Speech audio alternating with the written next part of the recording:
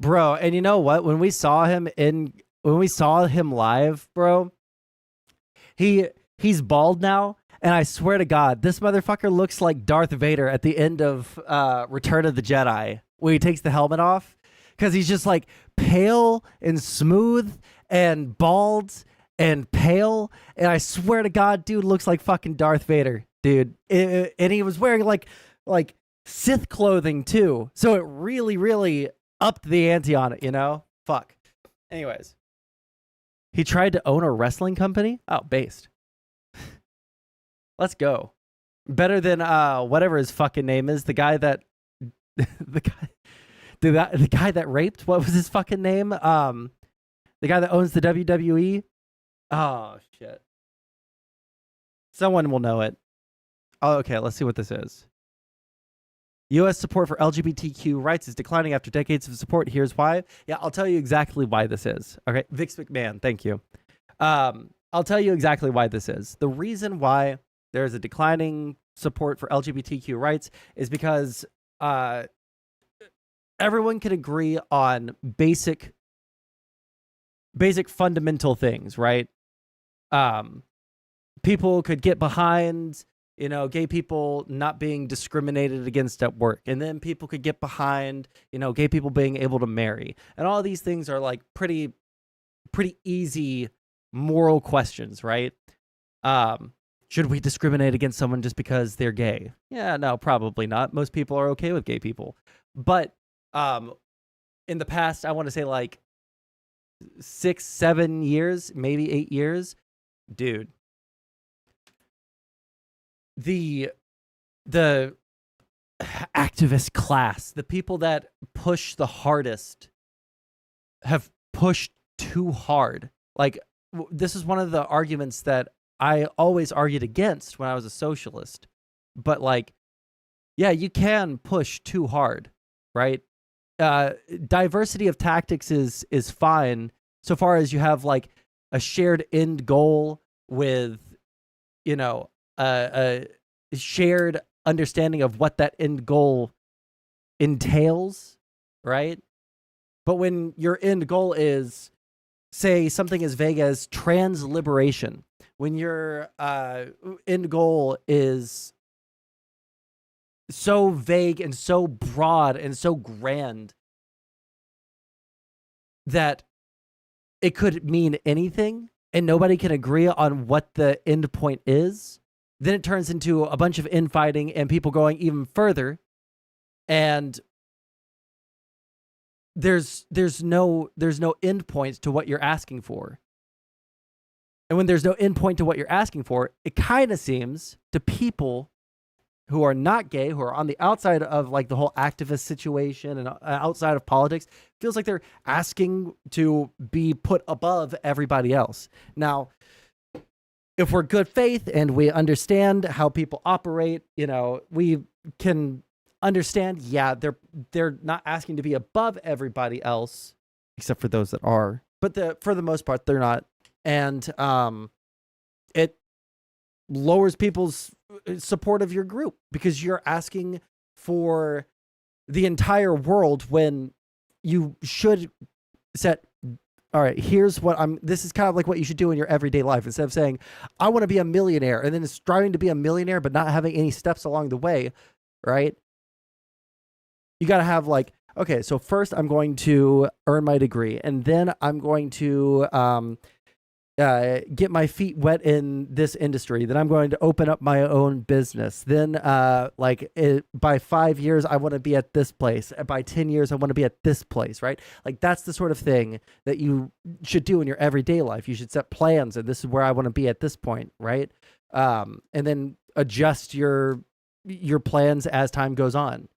The activist groups right now, especially on the farther left than I am, it feels like their goal is the world. They have no discernible means by which to get there, except for, like, depending on who you ask, like revolution, and it makes everyone around you fucking hate you, right? Just like even people on the right fucking hate extremists who go out and do mass shootings. Even they don't like those people, right?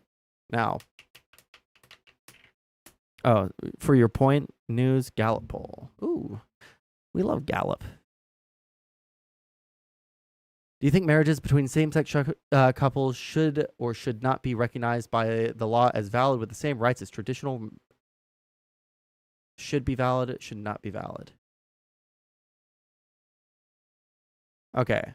When was it that it was it 2015 or was it 20 fuck, I actually don't know the answer. Was it 20 it must have been like 2015. When was gay marriage legalized? 2015. Yeah, I remember it had to be around then because I was working at this store and my manager was a lesbian, and I think either someone brought it up at work or she got the news while we were at work and she like actually like cried with happiness, right? Which was like, damn, that's like they just want to be recognized as having the same rights as everybody else. They just want to be recognized as people, right? So 2015 should be valid. 61. And see, up to this point right here, I feel like people have a lot of what is the word? A lot of respect, or they support like regular gay couples for lack of, or like the typical gay experience, I guess. To not put the wrong connotation on the word, like typical. So like a man and a man, a woman and a woman, even if they're still like the underlying like, ew, gross, gay guy, right? They still broadly support gay people, right? But then we start getting into more and more esoteric things like trans issues or non-binary or like gendered issues. And then it gets a little bit more complicated and people don't really understand. And I think that if like the activists who are out there pushing for trans rights or pushing for acceptance for trans people or legislation to protect trans people, I feel like if they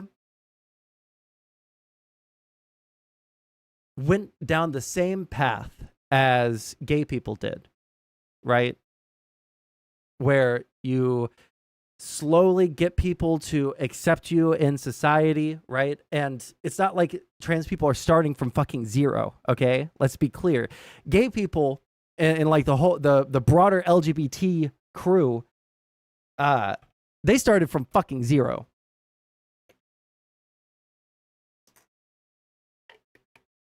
But over time, like in terms of like sexuality, gay people and lesbians started getting more and more accepted in society. You could make the argument that they kind of left trans people behind on that one in order to protect themselves. But that aside, they slowly just ingratiated themselves in society, and like there were a lot of just very normal gay people. There were a lot of normal gay people in media, in TV shows, in real life. It became less stigmatized to be gay, and they just acted normal, and they didn't like scream at people fucking constantly, right? Which does not ingratiate you to them. And they eventually got broad acceptance. Look at this. 2023 of May 2023, 71% still believe that gay people should be able to get married and it should be recognized as law. Now, I wonder if there's a question on here, or is this only about... Okay, this is LGBT. Let me see here. Gays and lesbians. I wonder if they have any questions.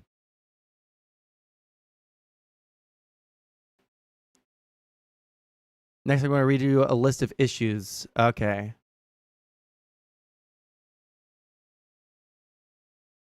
So, in general, it is morally acceptable or morally wrong. How about gay or lesbian relationship? So morally acceptable, pretty much rocking that high. Oh my gosh, that's actually kind of sad. 1 year later, and they dropped what, 7 points, bro. But and this is, I'm sorry, this is like the fuck. I'm so conscious of getting clipped, but this is what it is. Like, gay people got accepted in society, and then the trans activists, instead of taking the cues and looking at the successes of, you know, the civil rights movement or the gay rights movement, they decided to go down a completely third path, and it's hurting like gay and lesbian couples. Like, look at this. Lowest it's been since 2019. Anyways, so still pretty high, right? Now, changing one's gender. Morally acceptable, 43% of this year. It's dropped from 46 in 2021. Morally wrong, 55%. That's up from 2021. Depends. I want to know what it means by depends. I would say it's not a moral issue whatsoever, but let's see what the next question is. Do you think transgender athletes should be able to play on sport teams that match their current gender identity, or should only be allowed to play on sports teams that match their birth gender? Only birth gender. Very high. Why is this? Again, I think it's the tactics that, especially around like the topic of gender, activists around the topic of gender are, I don't even know what their goal is.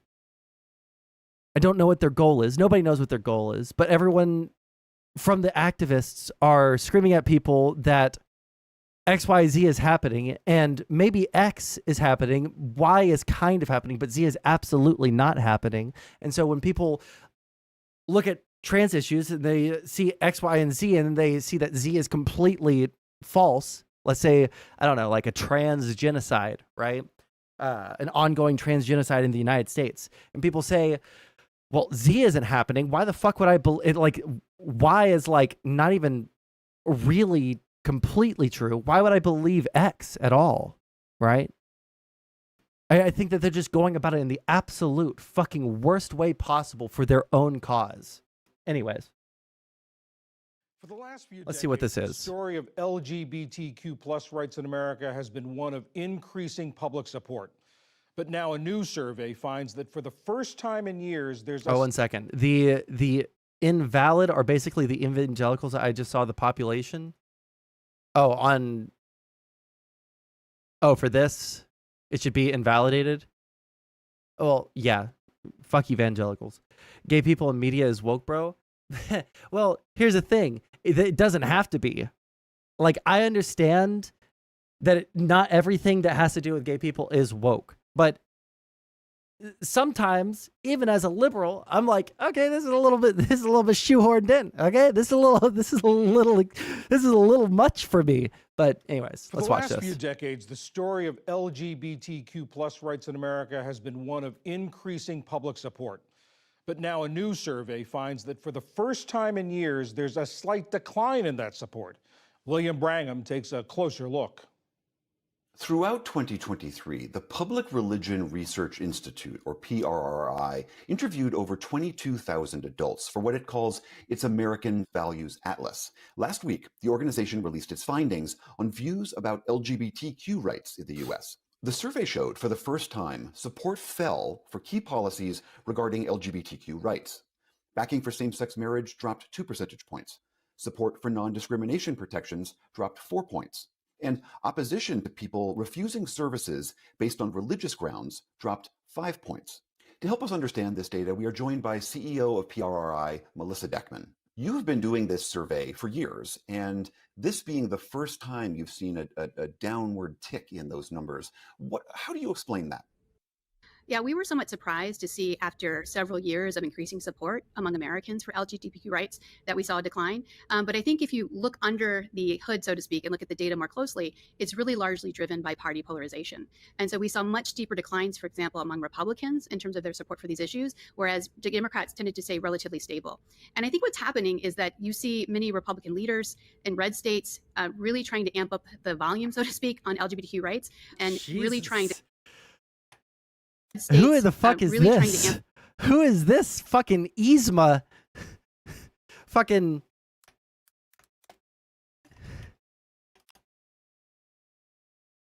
I'm sorry, but like, is it not? Is it not Yzma? Sorry. Anyways, I need to not make fun of people's looks because it doesn't like make a point or anything, but I can't help myself. The volume, so to speak, on LGBTQ rights and really trying to claw back some of those rights across the country. And I think that's had a spillover effect nationally in terms of the attitudes of Republicans, especially on issues with respect to LGBTQ rights. In your survey, you're talking to people who both affiliate with a particular religion and also non-religious people as well, correct? That's right. So our surveys are done among Americans nationally. I think I don't disagree with what she's saying here. Of course, there's going to be a certain amount of change in polling, depending on what the leaders of what any particular party says about a topic, right? People look to their leaders for guidance on things, right? Whether they say they do or say they don't, they absolutely do. And it can absolutely change your perception on things. I think that the point that I was making earlier still stands because I don't think that they would have ammunition to say the things that they are saying if the like trans activists didn't absolutely fucking put themselves in that position all the fucking time to get dunked on. Like, think about does anybody remember the what was it, r/no work, anti-work, Fox News, this fucking interview, bro? The truth matters, which is why holding people accountable has been a major theme of the show. We didn't really cover this story on your website, Perez. Why? We did. Did you? I didn't see it this on isn't. there. Why? Hold on, this isn't the one I'm thinking of. Is this the person right here? Not for collusion. The target. It's the only case.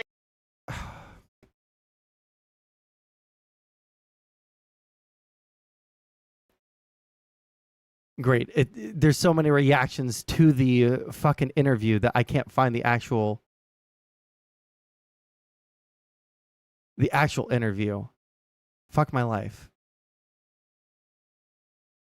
Anyways, like the anti-work subreddit is just a bunch of communists that don't want to go to work and don't want to do anything. And so they got dunked on super hard by everybody because they don't make an effort to increase their lot in life whatsoever. They don't try to learn any new skills. They don't think that anyone should have to work. I don't know. I could probably steel man them, but I don't want to because it's so fucking cringe. The great thing about the AVA is we also have enough data to look at opinions in all 50 states. But essentially, we get a snapshot of all Americans, including people of faith and people who are unaffiliated. I think it's also important to bear in mind that despite these declines that we've seen, the vast majority of people of faith continue to support the rights of LGBT Americans, especially with respect to same-sex marriage and non-discrimination laws.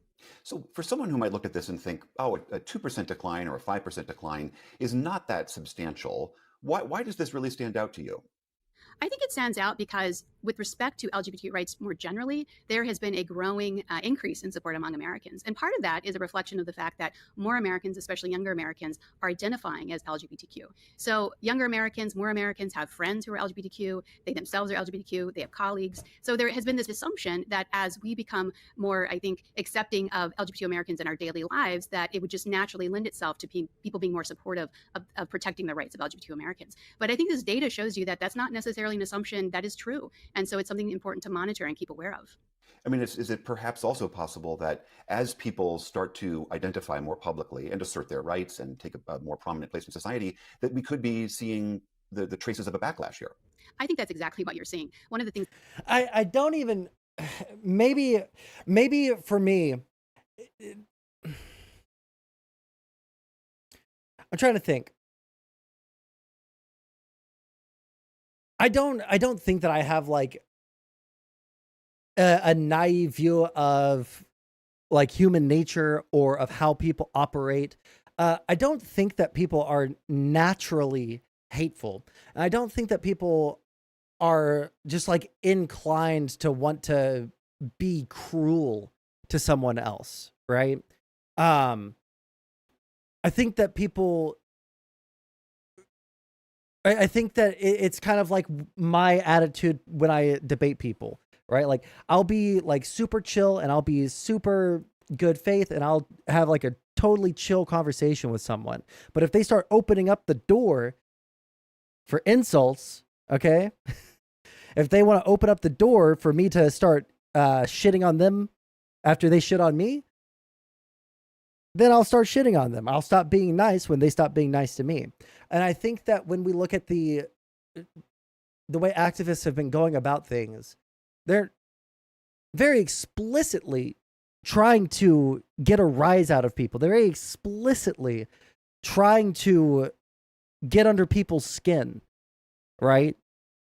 And we see this all the fucking time. They say like, oh, well, people should be made to feel uncomfortable. People should be made to feel uncomfortable when they're presented with these facts, right? We want people to be uncomfortable. And I think that, like I said earlier, diversity of tactics can be a good thing, but you have to have a goal with every single fucking thing that you do. And if your goal is just to trigger the fuck out of conservatives, yeah, you can do that by talking about how much gay butt sex you want to have. You can do that by like talking about how much you loved chopping off your dick or your titties or whatever, right? Which, you know, if you want to do that, that's totally fine. And if it's something that you need because you're trans, like I'm 100% in support of it. But let's not pretend like it's not just you getting catharsis against people that are not supportive of you as a human being. Let's not pretend like you're doing anything grand or good or amazing by being just as hateful or weird or triggery as the people that hate you. Let's not pretend like this is the tactic that's going to pull trans people and LGBT people out of the hole of oppression, you know?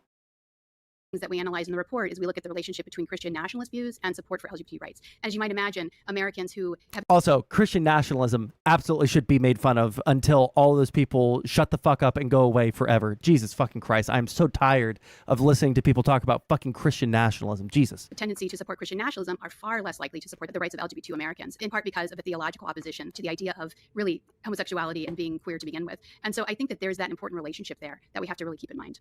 Can you talk about, are there other below the top lines here, other data points that were of interest to you? We were really surprised in our findings that younger Americans have trended downward with respect to support for LGBTQ rights. If you look at our data, we find that roughly 1 in 5 Americans aged 18 to 29 identify as LGBTQ. But yet what's happened over the past couple of years is that there's been a slight decline among younger Americans. I think the assumption was that because younger Americans are more likely to identify as queer, that we'd always have younger Americans being more supportive. Again, though, you have to look under the hood. It's really party polarization that is driving down support among younger Americans for same-sex marriage, for example. So one number really stands out to us. If you look at young Americans' attitudes about same-sex marriage, in 2020 among Republicans, 2/3 supported same-sex marriage rights. But in last year's data among young Republicans, Jesus 18 to 29, Christ, it's less than half. dude. That's a really big cratering of support. I think there was often an assumption among many political analysts that younger Republicans would moderate the party with respect to things like LGBTQ rights or even abortion rights or climate change, et cetera. But what we're finding in this data is that younger Republicans are very conservative socially. So interesting. Does this evaluate LGBT as a whole or trans support sinking and thus all LGBTQ? Well, at least the Gallup poll that we looked at, I don't know if this is not the same thing.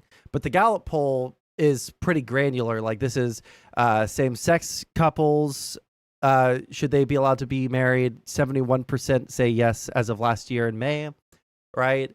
And that was the breakdown of that. They have the question, this just goes back even further. The acceptance of gays and lesbians in the nation. Oh, wait, hold on.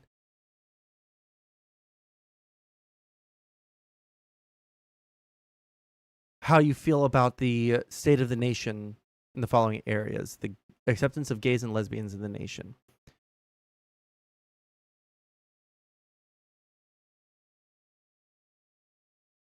This could mean multiple different things depending on how they're answering. Jesus. 8% are very satisfied about the state of transgender people in the nation. But here's what the one that I was looking for. Acceptable or morally wrong? Is it morally acceptable or morally wrong? Gay or lesbian relations? 64% say morally acceptable, right? It was at 71 2 years ago. This year, 64%, right? Trans acceptance is much lower, and it's dropping, right? How normalized is homosexuality? I think it's pretty normalized at this point. I don't feel like I see, outside of the internet, outside of Twitter, outside of YouTube, people shitting on gay people, you don't really see it in real life, right? And I'm saying that as someone that like goes out into the real world and interacts with real people and goes to bars and goes to restaurants and goes to events and shit. You don't really see people be shitty to people based off of them being gay or straight. I have seen people be shitty to people. I've had, we almost got into a fight with someone because someone was being mean to a trans friend of mine. So I have seen personally people IRL seek out an opportunity to shit on trans people, right? So yeah, I would say that homosexuality is very normalized. I don't think that transness is as normalized nearly as much. Yeah. I go out into the world and gay people are always being harassed. I'm the one who did it. Oh, look at that. Bones is being based in chat. Our based skeletal harasser in chat. For people who are LGBTQ or work to help solidify their rights, what does this survey data tell you about what work lies ahead for them?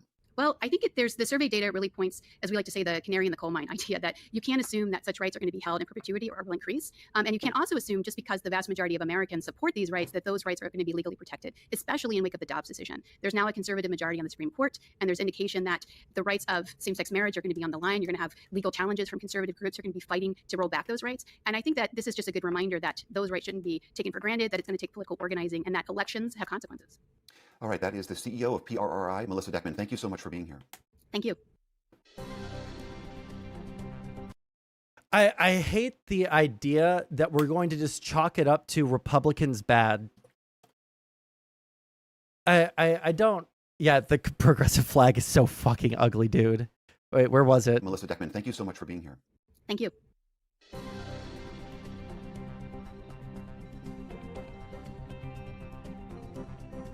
There it is. Supreme Court, and there's indication That the progressive flag is so fucking ugly. Jesus Christ. But I don't like the idea of just saying Republicans bad and they're polarized and therefore they hate gay people. I don't like that. Why? Why is it? Oh, well, just like Republican lawmakers are tapping into the latent like homophobia of the Republican Party? No, I don't think so. Man, some of the most conservative people I know IRL, right? Not online, okay? But most of the like super conservative people I know IRL are, while not super good on these issues, right? While they don't say like the perfect progressive line, they're very accepting of gay people, right? They have a weird way of showing it, but you know, they think that they should have rights. They think that they are fun and fun to hang around. Now, they think the gay stuff is a little gross, but, you know, that's how it is. I think that so many of them could be pulled over into into supporting trans people. I want one of these polling groups so badly. I want them to poll people on the tactics or what they see as being like too much. You know? I think it's Republicans bad. True. The curious point is if youth are identifying more as LGBTQ, why is youth LGBTQ support declining? Well, the thing that they just said there was that just because there's more LGBTQ people doesn't mean that support for these things is going to grow, and it also doesn't mean that there's going to be legal protections for gay people, you know? Pendulum swinging back. Well, it's the pendulum swing back, but I think that that's just like too simple of an answer. I think that the answer lies in public perception of these groups and what they're asking for and the tactics by which they ask these things, right? Again, like I said earlier, I feel like especially with trans activists, there is no set agenda. There is no like incremental goals. There is no like, here's what we want. This is what we're pushing for, right? It is just this broad statement of like trans liberation. It's there is no understanding of what it means for trans liberation to take place. And if you don't have that messaging out there and you don't have a goal and all you're doing is pushing and pushing and pushing, and then there's a large subset of your demographic that you're advocating for that thinks advocacy equals being shitty to people online and triggering the fuck out of them because, yeah, people should be made to feel uncomfortable about things, then, yeah, eventually at a certain point, I do think that people are going to start fucking hating you, right? Sure, but I find the explanation of Republicans dominating the year-to-year. I don't understand what you're saying there, Shadowrun. It's just how it goes with progressive ideas. Progressivism pushes the boundaries. When one of them goes too far, the conservative mindset gets louder and pulls things back towards the center. Yeah, but here's the thing. If it pulled things back towards the center, that would be one thing. It's swinging so far the other direction. You know? Like,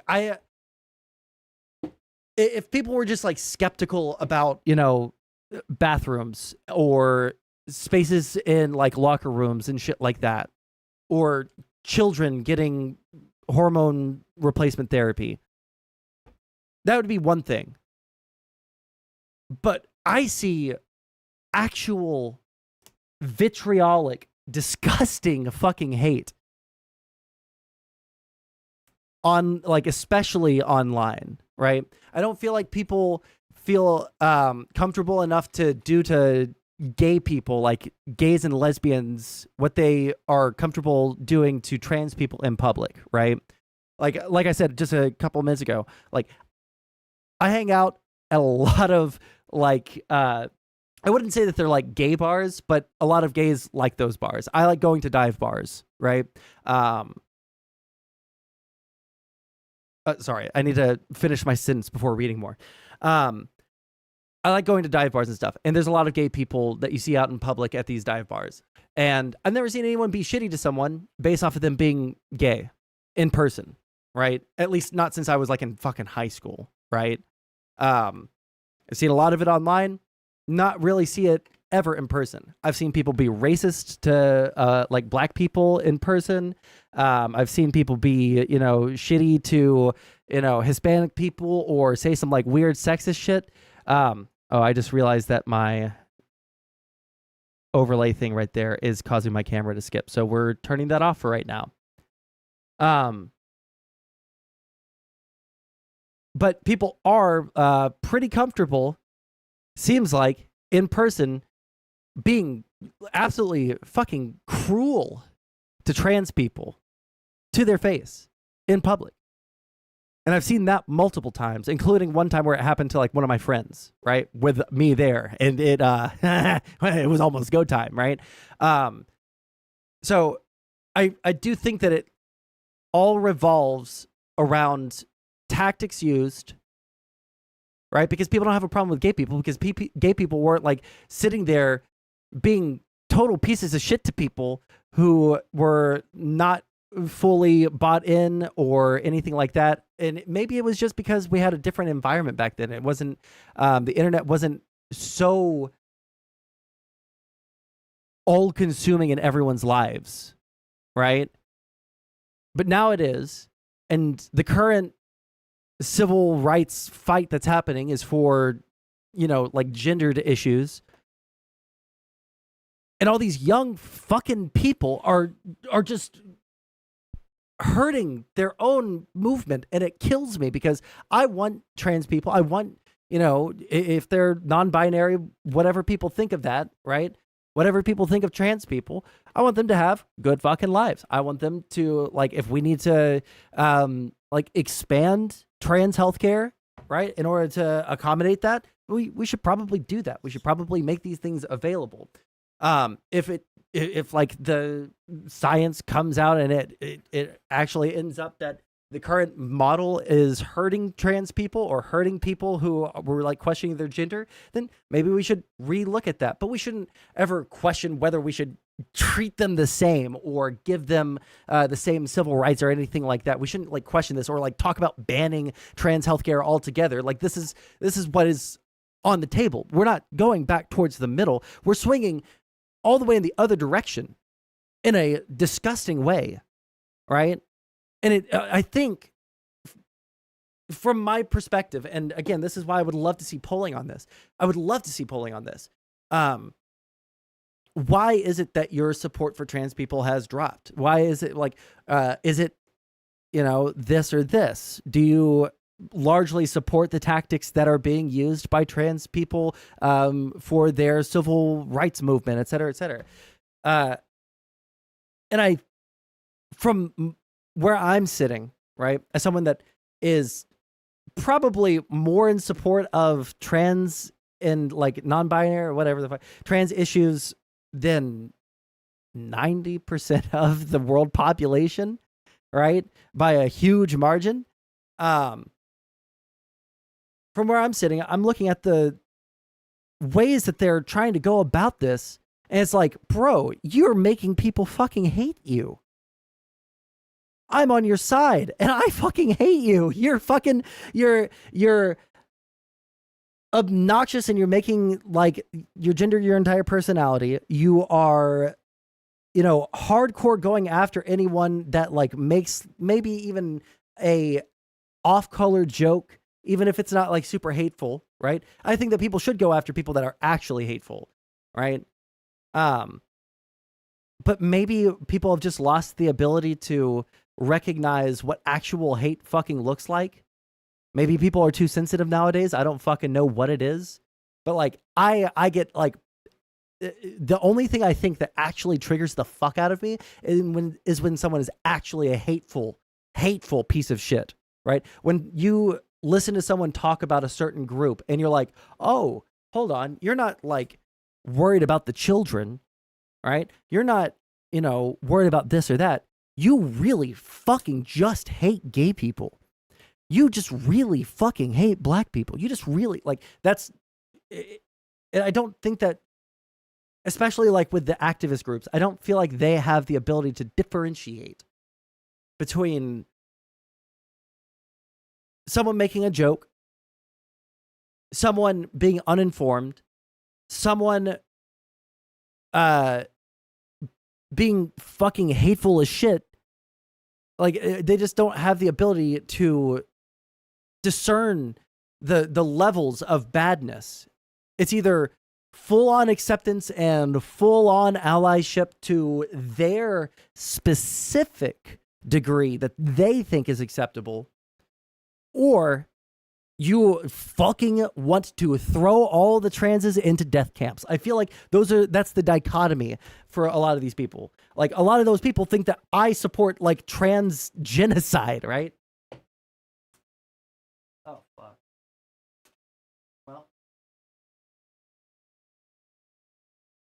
Well, that guitar pick is lost forever.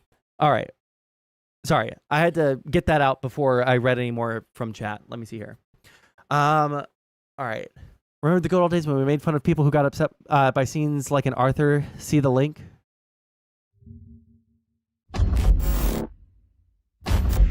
Hold on. We'll look at it in a minute, okay? Oh, second link is the scene in question. But if Patty's his sister, then... Who is Mr. Ratburn marrying? Oh, yeah, fucking. Yeah, that shit triggered the fuck out of people. God. Okay. I think the reason why is because there's a larger focus on LGBTQ people and issues in general, and there's a lot more polarizing propaganda and online lefty takes that fuel it. I think this is just a product of more online takes, really, which is hella unfortunate. I can shed some... Wait, what do you mean?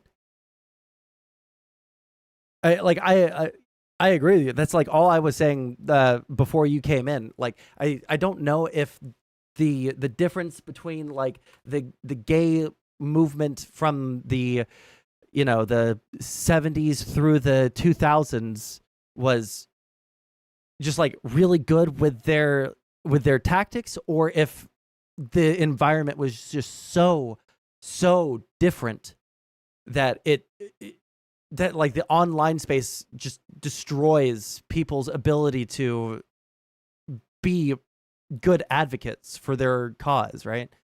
The explanation seemed to be that Republican youth are becoming so much more socially conservative, more so than other years, and that was defining the drop in youth LGBTQ support. Yeah. When young conservatives are a minority, and I am skeptical that the drop-off in support is due to young people being more socially conservative. Hold on. As someone that taught, okay, briefly talk about in VC. Okay, yeah, let me respond to this and then I'll jump in. As someone that taught at a high school for a period of time, let me tell you, even the liberal kids were making jokes about trans people and trying to get me to talk to them and like make jokes at, you know, like non-binary and trans identity. Like they were trying to like get me to make jokes about that, right? All right, let's talk to Bones and then I'll keep on reading chat. Yo, my guy. It's been a while. It has been, actually. But yeah, right. that's my Give part us of your my speech. ramble. Yeah, it's just primarily like the online world has given the world more access to everyone's opinions.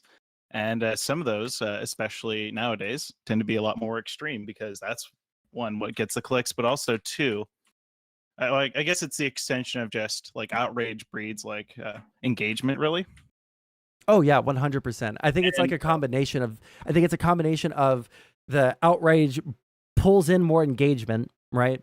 And then on top of that, I think that the environment or like the insular groups that people are in can turn into like feedback loops of, oh well.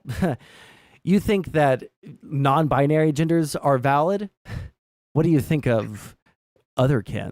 Or like whatever the fuck. And then like they'll get into a fight about whether that is or is not. Like it's the circular firing squad of left-leaning groups meme that people talk about, you know? True, but I also think that it's kind of like broadly gotten into like the general American public. Like even like Gen Xers, like older people, they we now see that they're listening to kind of like more alternative media. In particular, I'm gonna pull from a example that I have in my personal life. My dad watches a podcast called New World Old Souls, I believe. They seem to be a like pretty far right. They tend to be pretty right leaning in terms of their views. And I watched about a 15-minute segment that my dad was commenting about with this narrative that like explicit sex ed is being pushed into schools under the guise of under the guise of like, I believe it's like a racial literacy class. And after like looking through like 15 minutes of that and looking through the evidence, the primary source for that is a Project Veritas video, which we all know how they operate. Yeah, they tend to operate pretty suspect, especially nowadays since they don't post full transcripts of things. But what I did find that was actually troubling was that the second part to that statement, that some of these this like one organization in New Jersey with some classes or some school districts is doing that type of thing, but it's not with like sexually explicit stuff. It's just with like basic talks about gender and stuff to like younger kids, and like very like surface level type stuff. But the podcast doesn't really go into all the details about it. It's just kind of like each point is kind of just glazed over in like a very like conversational type format with the hosts. Yeah. And like when you're presenting it in such like a casual environment and everyone in the studio agrees, it makes it seem even more real, right? Which is why like we watched maybe 3 minutes of Rob Noor on Tim Pool yesterday before I couldn't heard about that. Yeah. Congrats to him for making it all the way up there. Yeah, for sure. Like I don't like hate the fact that he was on Tim. It's just the fact that there was no pushback, and so there's just a bunch of people circle jerking about things that are not happening, and I can't. And when you listen to someone circle jerk and everyone's agreeing, and you're like, oh well, fuck, it must be happening. All these people that are on this show, they have the money to put on this show. They must have the resources to look into this, right? Obviously, people don't go through like that thought process like explicitly, but that's like the implicit thought process that everybody has when they're watching something. Right, like these guys seem to know what they're talking about, right? And most people aren't going to go through and do more research into what's going on. So, like, I don't disagree with what you're saying at all. Yeah, and like even more so, the podcast itself went into like, oh yeah, they're giving like these books to like kids in schools, and they're just like they're sex ed books for pubescent teens and like people of pubescent age. Mm-hmm. And my dad was making the claim, oh yeah, they're just showing this in like elementary schools, which could be the case with like younger pubescent kids, who like are 5th graders or 4th graders. Yeah, like fifth graders max or 5th graders min, really. Yeah. But, yeah, no, this is something that like every single time the claim that like schools are indoctrinating kids to become trans, or like schools are like these woke factories or whatever the fuck, every time they're pushing like sexually explicit topics, like every single time I have a conversation about that, like the most evidence that anyone will be able to have is one teacher doing something in a school that was just like, it wasn't part of like the district or school mandated plan, right? Like they just or it just like deviates from it, and like that group or teacher gets like caught, reprimanded, and like it's over.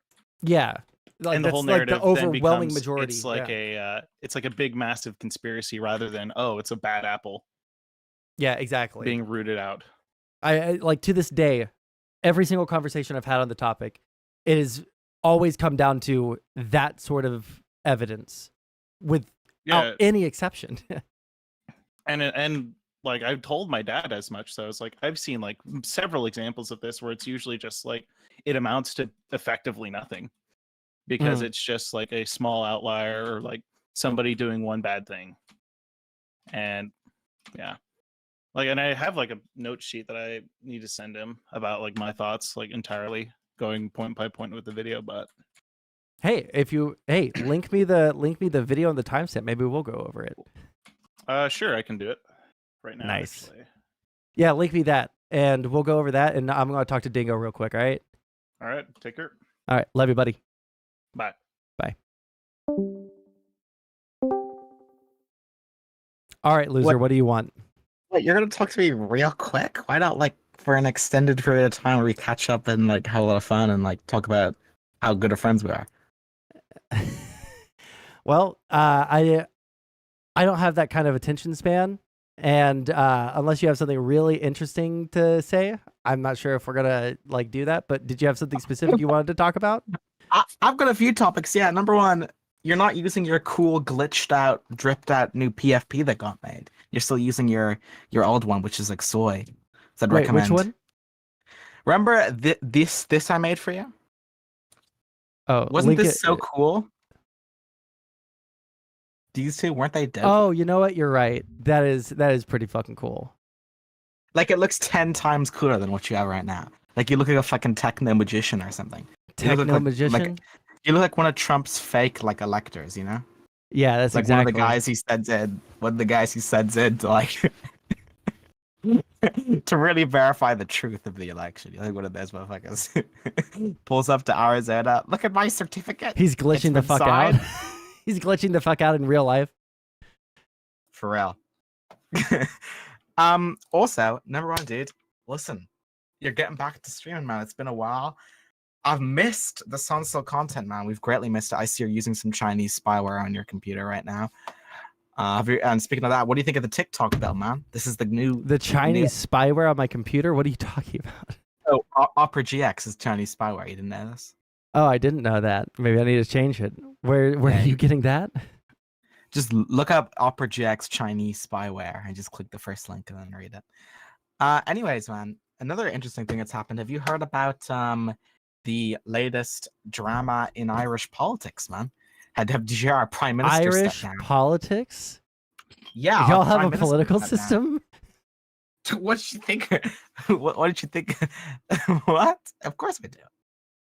Damn, Now that's the like question news to is- me because nobody nobody gives a fuck about Ireland. Okay. Holy shit. That's hilarious because even the people who work as politicians in your country don't give a fuck about your country. It's actually bizarre. How does it feel that 90% of the actual conversation about your government happens in Europe? Isn't that crazy? 90% of the 9% of the good conversation. Oh about- yeah. Our country is fucked. Obviously, I'm not. Yeah, I'm not trying completely. to say. I'm not trying to say that like everything is peachy keen over here, but at least we're more But how- important than how- fucking Ireland. How rich is it to say, like, wait. Nobody cares about Irish politics when even the people who are politicians in your country don't care about the country. I mean, I think that most of the politicians in our country No care one about cares. the country. No one cares Yeah. about that. So why did second of all- did they? What were they doing? So What's no like an one really Irish cares. thing? Like pedophile? Oh. What? What the dude? Pedophile is an American thing. No, that's very That's an Irish. American But thing. why did they No, no, step no. down for? Did you know that the first pedophile was American? Yeah, in history. Yeah, didn't you know that? You know what? I'm pretty sure that Islam came around well before America did, and I think that Aisha was only 8 years old when Mr. Allah or whatever Muhammad. Anyway, sorry, I was Mr. Allah walking into the preschool preparing to select his Jesus newest target, Christ. Mr. okay. Tell me the why God your of Mr. PM Allah. or president stepped down. Okay. Oh, he did they were doing like a 13 million euros like referendum, and it was like didn't even matter. It was just like changing the wording of something in the constitution. Like it had literally no impact on day-to-day life. If you look up the referendum, it's like changing that instead of the state supporting marriage on which the family is founded, it supports all durable relationships on which the family is. So it's like cringe, and it basically it would have no day-to-day effect at all on anyone. Mhm. And they did it, and it cost a lot of money. And people were like, "No, why the fuck? This is retarded." And then nobody voted for it. And then the government, which everyone hates, got like a kick in the ass. And then the guy who was setting up the whole thing, Leo Varadkar, a lot of people don't like him. I don't mind it, but a lot of people don't like him. Mhm. And so he's like, "Oh, I'm gonna step down now because I just can't deal with this bullshit anymore." And now the next fight is over whether Fine Gael and Fianna Fáil, whether they're going to, and their approval ratings are way down. It's the Socialist Party has the highest, Sinn Féin, which stemmed from the IRA, has the highest approval rating in Ireland right now. But they're being asked to step down. That it's crazy. Like all the opposition parties were in Parliament today yelling like, "The people of Ireland have rejected this leadership. We need a general election now," and they're all yelling at each other. And the now resigned Taoiseach is just sitting back there with his head in his hands, like, "Fuck's sake." So we're gonna figure out whether we're gonna have another Fine Gael politician as our prime minister, or whether they're actually going to cop on and do a general election and let everyone decide for themselves. But if it's a general election, the reason why I should Fed what a general election is so bad is because they know they're going to win. They would totally win. But it's going to be interesting to see what happens. Man, Irish politics are so much lower stakes than American, huh? Sorry, okay. The only reason why your guys is so much higher stake is because, number one, your country is fucking huge. Like, you can drive 12 hours from one end of California and not reach the other end. You may as well be in a different state. Yeah, that's true. Yeah, how do you guys expect to have one guy to lead all those people? It's crazy. We don't. Yeah, no, one president, to represent the whole country. Okay. Have you guys what you think there should be a triumvirate like fucking ancient Rome or some shit? What? No, I was thinking like a president from every state, and they all get together. And you mean like a governor? No.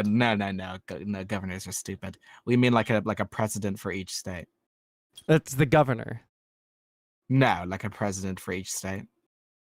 Okay, gotcha. That's the governor. I mean a president for each state. Gotcha. Yeah, or a senator. Yeah, senator. We have senators from every state. We actually have 2 senators for every state. Not enough. We're gonna need 3. And I think what could be if we had 3 senators for every state, I think it would completely break the brain of every single fucking person in the entire United States. Not gonna fucking lie. We should do that. You know what America could do? Like, if you're like a politician, have you ever seen like the campaign ads? But if you're being chased by 1 billion Democrats who are angry and wearing clan hoods, you're gonna need that rifle. Have you seen that ad? No. You've not seen that ad? Are you serious? No, I have not. Oh shit. Okay, you gotta pull this up on stream. There's no way you haven't seen this.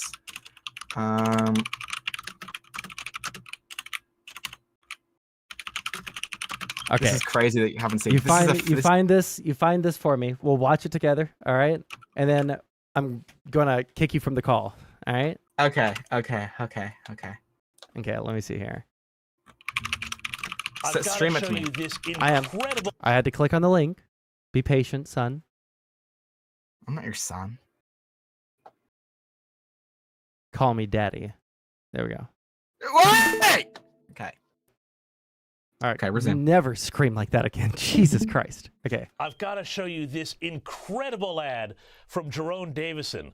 Is this who the fuck is this? Is this Australian Glenn Beck, dude? Yeah, that was him.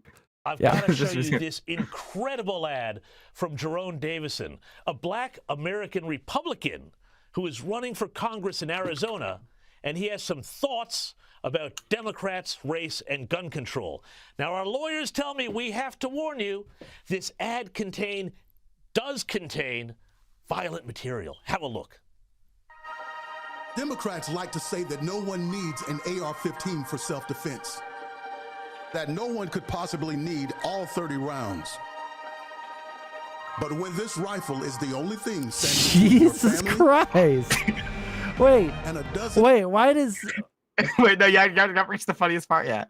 Wait, well, hold on. I wanna look at these guys' weapons, okay? Because I think one of these guys had what the fuck is this thing right here? This guy, it's like a rake, but it's like a fucking pitchfork. What the fuck? The only thing standing between your family and a dozen angry Democrats in Klan hoods. You just might need that semi-automatic and all 30 rounds. What's your view on that?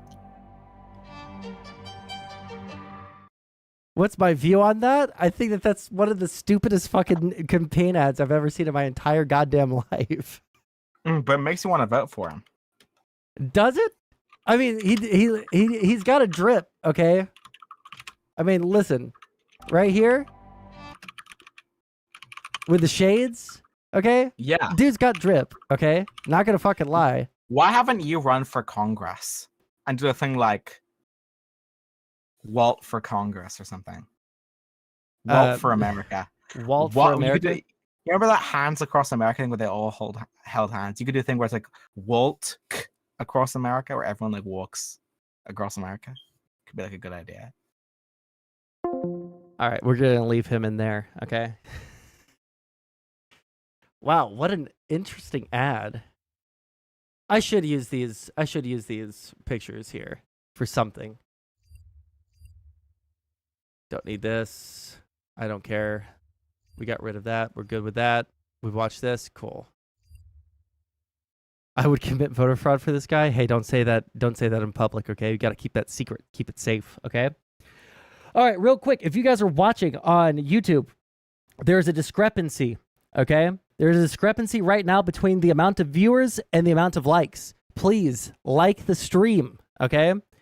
Like the stream. There's 8 people watching on the regular stream, 2 people watching on the shorts. Like the stream. It helps out more than you know, all right? And I'm not moving on until I see at least 1 like happen, all right? Motherfuckers, I'll sit here. I'll wait.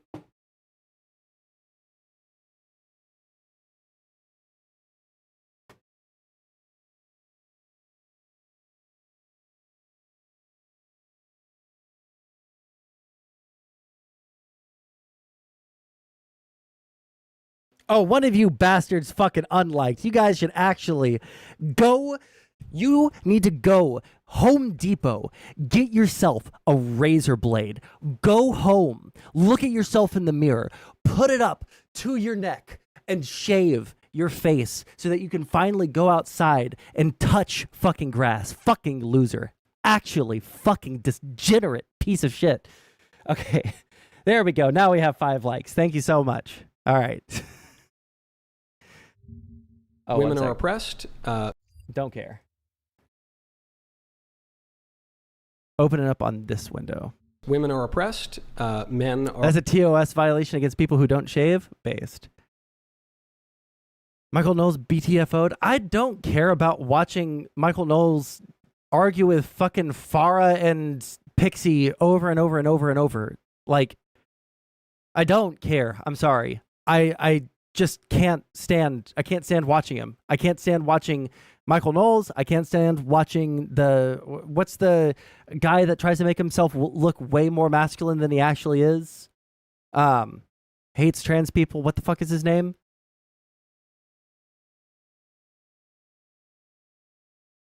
I just came to dislike. Okay, I got my reaction. Hey, thanks, Corey Pelsman.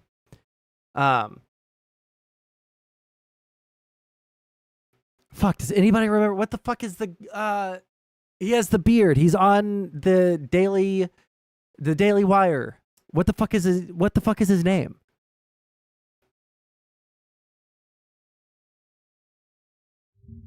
There's a mandate for racial justice. We have no idea the repercussions. Okay, so the segment I'm talking about starts at about minute 13. Okay, let's look at what this is. We'll go to like 12 minutes and 30 seconds to get any context beforehand. Matt Walsh, thank you. Holy fuck. I could not remember his name. Morality and what is right and wrong. And it seems like in this case that isn't what's happening.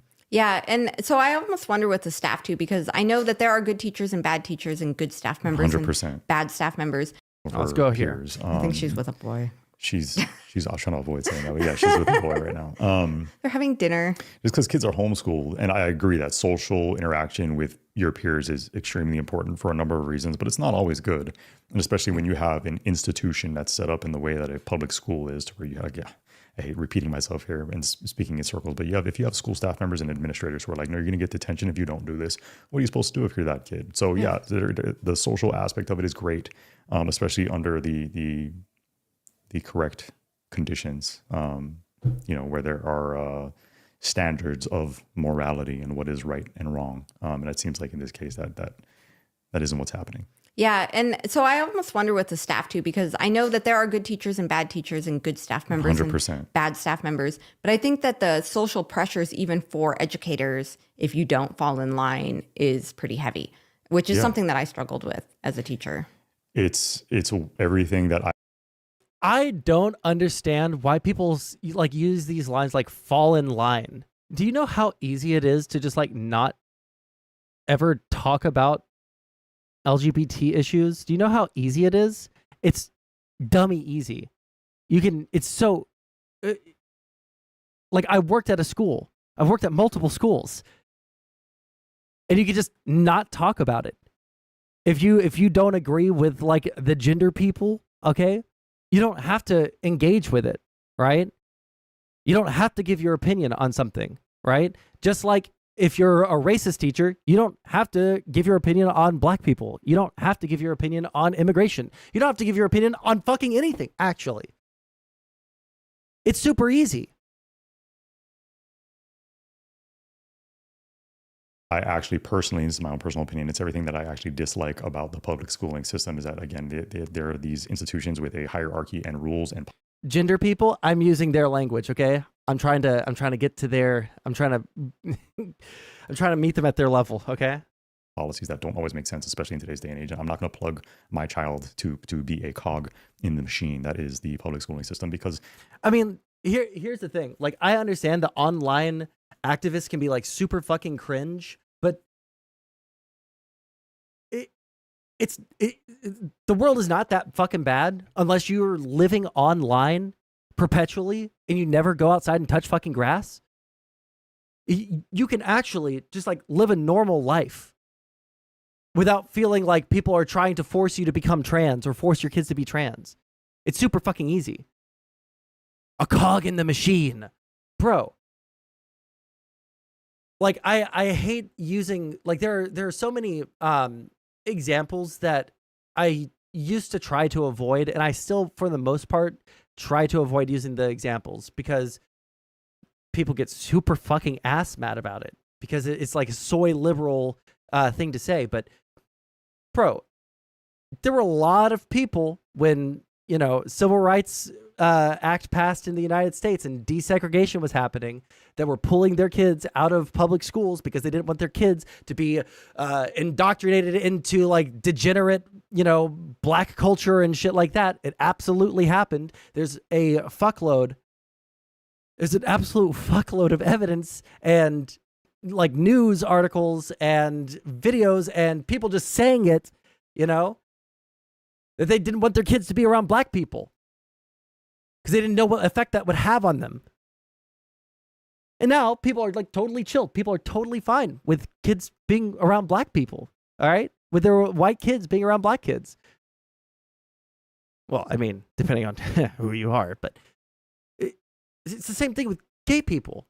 Bro, yeah, there's going to be gay people in the world. Sorry. Can't shield your child from it forever. There are going to be people that, you know, there are going to be people in the world that try to trick your kid. There are going to be people in the world that try to, you know, do horrible things to them, you know, throughout their lives, right? There are going to be people who are different than you, that your child meets, that are not trying to do anything bad to them. There are going to be all sorts of things that your kid is going to have to engage with at some point. And you just pulling them out of society because you're scared of the influence of like them interacting with a gay kid or a trans kid is going to have on them shows how weak of a parent that you are. I'm sorry. That's what it comes down to. Like, if you are such a weak, shitty parent that you can't even imagine what it would be like to try to explain to your child that there are people that don't look or act like them in the world and that they don't have to be like those people, but they still have to show them respect. Like, you're just a shitty fucking parent. You don't know how to deal with things in your own life, and now you're also hampering your own child's ability to deal with those things in their life. You know, especially if it's a situation where you and I are completely unaware of what's happening at school, like it sounds like is the case for a lot of the parents. Are we multi-streaming to TikTok as well? No, I don't know how to do that. And I also think that it would melt my computer if I opened up a third stream, okay, or a fourth stream, okay? Involved in this particular situation. It's, you know, there's faults to find there with the child, the school itself, but especially the parents, kind of like you said, how is it that, you know, family members are functioning on a day-to-day basis without knowing what exactly is going on while everybody's outside of the house doing their own thing? Well, that's the way it's been for the entirety of the public schooling system. It's actually the way that it's been for the entirety of people going to jobs and leaving their kids at home because they can't take their kids to work. You don't know what your kid is doing when you're at work. What is different? Nobody, except for like crazy helicopter parents that everybody makes fun of, or schizophrenic fucking paranoid losers like you want access to their child at every single moment of the fucking day so that they can monitor every single fucking action that they do so that they turn out to be exactly like you, but like with fewer social skills because you didn't let them go out and make friends themselves. Like, Jesus. For peers. I'm just curious about the format. Oh, well, if you want to watch the regular stream, you can go to my go to the YouTube page, and then you can click on the normal layout, but we're also streaming to shorts as well. I think she's with a boy. She's trying to avoid saying that, but yeah, she's with a boy right now. They're having dinner. Just because kids are homeschooled, and I agree that social interaction with your peers is extremely important for a number of reasons, but it's not always good, and especially when you have an institution that's set up in the way that a public school is. To where you gotta, Man, I can't wait for all these people to be like really upset that their kids are like completely socially inept. Like, oh, is my kid autistic? No, your kid's not autistic. They're homeschooled because you were too fucking scared of the gays to send them to public school. Fucking repeating freak. myself here and speaking in circles, but if you have school staff members and administrators who are like, no, you're gonna get detention if you don't do this. What are you supposed to do if you're that kid? So yeah, the social aspect of it is great, especially under the. Also, what even is what he's saying is being forced on them. Always good, and especially when you have an institution that's set up in the way that a public school is. To where you, I hate repeating myself here and speaking in circles, but if you have school staff members and administrators who are like, no, you're gonna get detention if you don't do this. What are you supposed to do if you're that kid? So yeah, the social aspect of it is great, especially under the correct conditions. Where there are standards of. Yeah. Parents can know what's going on in schools. It's called requesting or reading the curriculum. It's called like being involved in your child's life, but not being so involved that you don't allow them to interact with people that you think are fucking scary. Or, well, hold on. Let me word that a little bit more carefully, because yeah, there are some people that are scary that you should like protect your kid from. Obviously, let me chill out a little bit. If you're too fucking scared to let your kid interact with people that are different than you, right? That's a bad thing. And if you're also so uninvolved in their life that you don't know who they're interacting with, that's bad. But you can also go too far in the other direction to where you're helicoptering over them and essentially shielding them from every interaction that might be a learning experience or might like lead them to have like a better experience in life. Like, that's what you're doing to your child. You are a bad parent. This is like, I don't know. I feel like people that are like this, it's like tantamount to child abuse. It's fucking disgusting to me. But I'm not even telling you, right? Like, to be ultra clear for people that have never watched me before, okay? I'm not saying that you have to be fully in line with a progressive line. I'm not saying that you have to like be, fully in support of trans rights or anything like that. I'm not saying that you have to do that, because there are, people are going to have disagreements on shit and all that. But fuck, if you're so paranoid about the world that you're going to pull your child out of public education because you're too scared of them having to interact with fucking gay people, that's on you. That is 100% on you and not on society. Morality and what is right and wrong. And it seems like in this. Yeah, go to a fucking parent-teacher conference, right? Like, they literally have PTO meetings at every single fucking school at every grade level. If you're too lazy as a parent to be involved with your child's life and you're like, just have no idea what they're doing, get more involved in life. And if you're so involved in your child's life that you think that everyone is trying to turn them trans, maybe you're the one that has the problem and you should have a step backwards. Case that isn't what's happening. Yeah, and so I almost wonder what the staff do, because I know that there are good teachers and bad teachers and good staff members 100%. and bad staff members. But I think that the social pressures, even for educators, if you don't fall in line, is pretty heavy, which is something that I struggled with as a teacher. It's everything that I actually personally, this is my own personal opinion, it's everything that I actually dislike about the public schooling system, is that, again, there are these institutions with a hierarchy and rules and policies that don't always make sense, especially in today's day and age. And I'm not going to plug my child to be a cog in the machine that is the public schooling system. We've listened for now a solid minute. We've not been given a single example. They've just been saying things. They haven't given even an example. I'm not even asking for the evidence. I'm not saying show, like, it would be great if they showed like sources and this is the reason why I believe this, but like give something other than just like, this is how it is. There's nothing that I can even like go off of here. Because you know, especially if it's a situation where you and I are completely unaware of what's happening at school, like it sounds like is the case for a lot of the parents involved in this particular situation. It's okay, hold on. Now I'm invested. We're watching the whole thing. We have no idea the repercussions of this, We'll watch it the on damage 1.5. that they are doing. What happens when these little girls and these little boys? absolutely beautiful tonight. Oh, terrible! You were like, good night. Recently, and we thought we'd discuss and dissect here together. Right. Yeah. In order to be totally honest and upfront about what is going on and really be able to describe it, there just should not be small children in the room. I don't want to vividly describe these things, but But there has to be. It's impossible to keep it completely PG in order to discuss it at all. yeah, let's address it. And like I said, I don't want to go into great detail about it. But if you do have kids in the room, we would please just ask that you remove them because again, we want to be looking out for our young people out there. So what is it that we're discussing? All right. So this week we were just scrolling on the Instaface, and I came across this reel from Libs of TikTok, which is a tremendous site. They basically do like.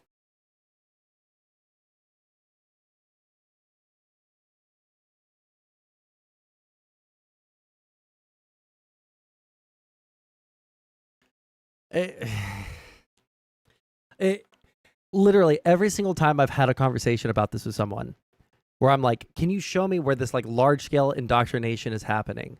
Right? Like, can you show me where like there is a policy where they're trying to like do this or do that, like depending on what conversation we're having.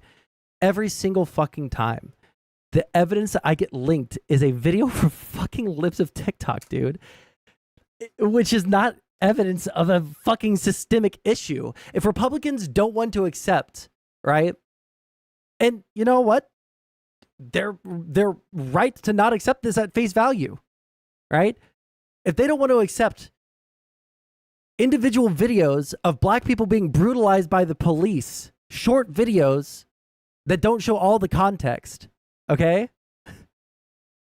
If they don't want to accept that police are brutalizing black people on a daily basis and just like trying to oppress black people and stuff, if they don't want to accept that, why the fuck are they okay with accepting the Libs of TikTok thing?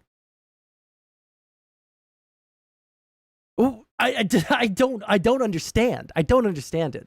Hidden videos, or they just kind of independent journalism. If you don't already follow Libs of TikTok, I highly recommend it. It is eye-opening, all the different stories that they bring to light. So in Oklahoma, they had a charity event at their schools, at a high school. I think it's called like Swine Week or something like that. Public school where Swine Week. The students were raising money for charity. Swine Week would be like a really Oklahoma thing, okay? Can we, sorry to my Oklahomites in chat, but it would be Oklahoma that has something called a swine festival. By other students pledging money on certain students to have to lick things like peanut butter off the toes of other students or other people. Staff members is what you said, correct? It wasn't this year. It didn't involve any staff members this year. It was just student-on-student crime. Let me just say that I'm familiar with these stories because again, it's been in the news, but I haven't viewed the video clips that that's weird. Have saved to your phone. Yeah. So also, this isn't intended to be an attack in any way on public schools or public institutions, but there are things that are going on that we feel just should be highlighted, this being one of them. Right. So once this came, like this is like all over the news right now about this Oklahoma school that had other students licking peanut butter off people's feet. And then hold on, I wanna let's see here. Oklahoma Swine Week? Is that what they called it?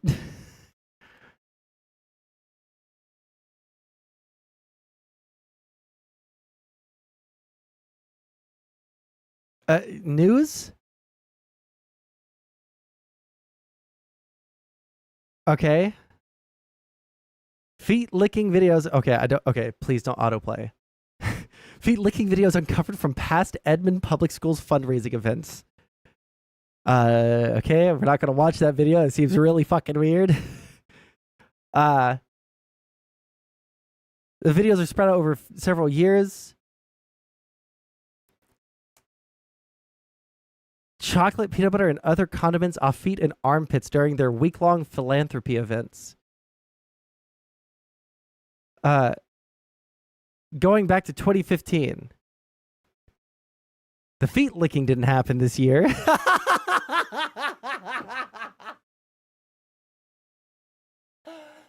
Bro, man, goddamn, dude.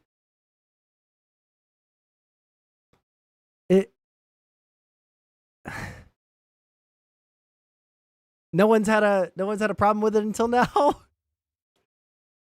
then the school district, the superintendent actually was really appalled and was not aware this was going on, or so they claimed they were not aware. And How they were not, like, though? I don't know. They were like, this is garbage, this is filth. We're doing a full investigation. We're going to stop this in Oklahoma schools, which I appreciate, and I really do hope that they do. Saying all the right things. Saying all the right things. We'll see if it continues. But apparently this dates back to 2015. So once this came out, the students from 2015 all the way to 2020 were like, that is nothing. You should see what we had to do when we were in school in Oklahoma. Why is this only coming to light now? If it's been going on for years. I don't know. So I don't know if it kind of came to a halt when COVID happened, which kind of made sense, but now it's back up and running, but with some tweaks. So back in 2015, 2016, 2017, 2018, 20, all the way to 2020, there's all these videos that are surfacing now of students having to lick peanut butter and chocolate and all kinds of other stuff off armpits. Explain the parameters of what are they raising money for? What was the charitable cause? I don't know I think it's different charities. So one of the schools raised like $150,000 for charity, which is great. I love that. Yep. When I was in school, we sold chocolate bars. Sometimes we sold wrapping paper. I remember my grandma buying those like packages of the gift bags. They were always terrible. And you'd get them for your birthday. And you'd be like, that was from our fundraiser. So like, there's other ways to raise money as a school besides humiliating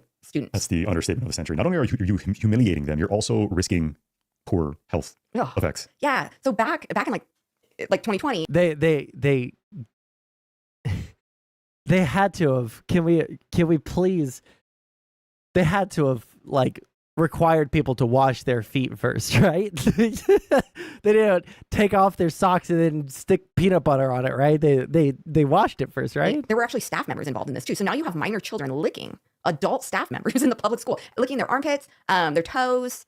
And then it got even worse because some of the kids were claiming that it was like it turned into a hazing and bullying situation because students could pledge money against other students. So if there was somebody that a student didn't like or that a group of students didn't like and they were targeted. So everyone would put money towards the student. And the only way to not have to do it would be to pay your way out of it. So if somebody pledged $500 to watch you lick pudding off the math teacher's armpit, you had to come up with $500 in order not to do it. And the staff would actually, like there were kids that were saying they had anxiety going to school, they were in tears. Can't imagine why. Yeah. And then it got really humiliating to the point that it was like you had to stand in a garbage can and have kids throw food at you. Or there was one kid that was made to stand in a garbage can at lunchtime and everybody dumped their lunch over their head, milk and all kinds of stuff while they stood in the garbage can. And then if the kids would try to skip lunch, they would be threatened with detention and other things like that and just guilted by peers and staff members. I'm so baffled as to how it is that things made it How the fuck did this go from this conversation to libs of TikTok? that far, because the setting, correct me if I'm wrong here, was like an assembly type setting where all of this was happening with the exception of the lunchtime examples that you gave. But for them to threaten enforcement of their, being some kind of penalty, whether it be detention or suspension, is crazy. How did this slip by everybody and actually make it to where we are requiring these kids or compelling these kids to do these absolutely heinous acts on staff members of the school? It's crazy. Well, one of the moms that attended, so this just happened like last week in Oklahoma, and one of the moms that attended the assembly was like, what is going on? Yeah. But yet when she was on the news, she wanted to remain anonymous. She changed her voice. She was blurred out. I wouldn't have been anonymous. So why are you being anonymous? Yeah. You're standing for, maybe she was trying not to humiliate her kid, but I think it's just the day and age that we live in. People feel as though if they speak up, they're going to be targeted with negative repercussions. Yeah, a mother should be able to say, I don't feel, maybe just like Oklahoma and fucking culture is super different, but I don't think that anybody is going to have a problem with this, speaking out against this one. Food off somebody's toes. I mean, it should go without saying, but yeah. Right, and not have to remain anonymous under, that she obviously feels some kind of a threat. Or get canceled, Melissa. Yeah, but you speak out about forcing kids to lick substances off adult staff members. Well, yeah, or even their own peers, which is, I guess, what's going on That's now. No better. Absolutely no better. It's humiliation. It's disgusting. It should not be happening in our schools. It's complete smut. What happened to selling candy bars? Like, how did we get here and how did the parents not know about this? So this must have been a fundraiser that was going on for at least a month, all of the build up to it and everything. How did this adult's child never at any point bring this up to this parent? Like, hey, mom, this is what's going on. I can't imagine that. No, before. Before, yeah. Like, if there's a student afraid back in 2020, afraid to go to school because they don't have the $500 to not have to lick someone's armpit in front of everyone, while everyone laughs and mocks them. I believe this is over now, but it's just amazing that it went on in the day and age of cell phone cameras. I don't understand how this never came. That's what I'm saying. That's why I was asking why it's only coming to light now. If this is happening since 2015. It's bizarre because there was tons of camera. And when did this stop? When did we stop discussing as a family, as American families, what is going on at school, and what anxieties that these kids have, what fears they have, what bullying issues are going on at school? Why is this not being discussed at home? Yeah, for sure. Parents should be aware of what's happening in the day-to-day goings on of their child, especially while it's. Are they? I really thought that this was going to be like, oh, they're raising money for like a trans charity, but they're literally just going to take the weirdo event that's obviously bad, and then they're going to say that it's just like trans people. Is that what it is? School and they're out of their supervision. Well, what struck me when you were telling me about this is just like, why, I guess easy for me to say as an older adult, but there's no way in hell that anyone would ever compel me in any way, even through a threat of like physical harm, to perform such an act in a public space for humiliation's sake. There's no way. But Yeah. I get it. If you're a 16-year-old kid, it's a lot harder to stand up for yourself and say, no, I'm not doing that. It may have been more humiliating to say, no, I'm not doing it, because if everyone else is just doing it and being a good sport and you're not, then We have two streams going on at the same time because we're experimenting with streaming to Shorts and to YouTube and to Kick at the same time. And it seems like it's doing good. it's like, oh, look at this person, like poor sport. Yeah, like, those weird social situations again, where you're feeling that peer pressure. It's just such a bizarre thing. It's difficult to put your finger on why it is that you're willing to go outside of yourself and do things that you really don't want to do. Yeah, very odd, very sad, especially like I said, since this is coming down from school staff members. It's so baffling, it's so upsetting. Well, we definitely get criticized a lot on the homeschool. Like, aren't you worried that your kids are missing out on like the social aspects of school? Nope. And I actually think that the social aspects of school are so often the most damaging aspects of school. I feel like our kids are missing out on group assignments and getting up and doing public speaking and presenting a report where you have to do the poster board and everything, presenting it in front of a classroom of your peers. And it's a stigma and misunderstanding about homeschooled kids. I mean, Nevaeh's out and about right now with some of her peers. I think she's with a boy. She's actually not avoid saying, yeah, she's with a boy right now. They're having dinner. Okay, this is where we started. I don't understand how they got to. I don't understand how they got to trans people. And what is right and wrong. That seems like in this case that isn't what's happening. Yeah, and so I almost wonder with the staff too, because I know that there are good teachers and bad teachers and good staff members 100%. and bad staff members, but I think that the social pressures, even for educators, if you don't fall in line, is pretty heavy, which is something that I struggled with as a teacher. It's everything that I actually personally, it's my personal opinion, it's everything that I actually dislike about the public schooling system is that, again, there are these institutions with a hierarchy and rules and policies that don't always make sense, especially in today's day and age. And I'm not going to plug my child to be a cog in the machine that is the public schooling system, because, especially if it's a situation where you and I are completely unaware of what's happening at school, like it sounds like it's the case for a lot of the parents involved in this particular situation. It's, there's faults to find there with the child, the school itself, but especially the parents, kind of like you said. How is it that, family members are functioning on a day-to-day basis without knowing what exactly is going on while everybody's outside of the house doing their own thing? Well, this Oklahoma thing, I have no idea how the parents didn't know about it, but I do know how parents don't know about other stuff going on inside the schools, because you have outside organizations that are coming in under different names and under different constructs to sneak their agenda in. So that's something that I've been watching on. There's another really great Instagram page called Project Veritas, and they do all kinds of undercover stuff. And they were revealing a group that was coming in the public schools for cultural awareness teaching, basically something you can't opt out of because this is cultural studies. But they weren't doing cultural studies at all. It was complete sex ed type curriculum. It was agenda based, and normally what do you mean when you say agenda based? it was like a group that was coming in and talking about all kinds of different things about gender and gender identity and very sexually explicit content, how to perform different sex acts, what they would consider safely, this is for children of what age? It started, they're trying to get into kindergarten classrooms right now to talk about gender and consent. But right now they are okay.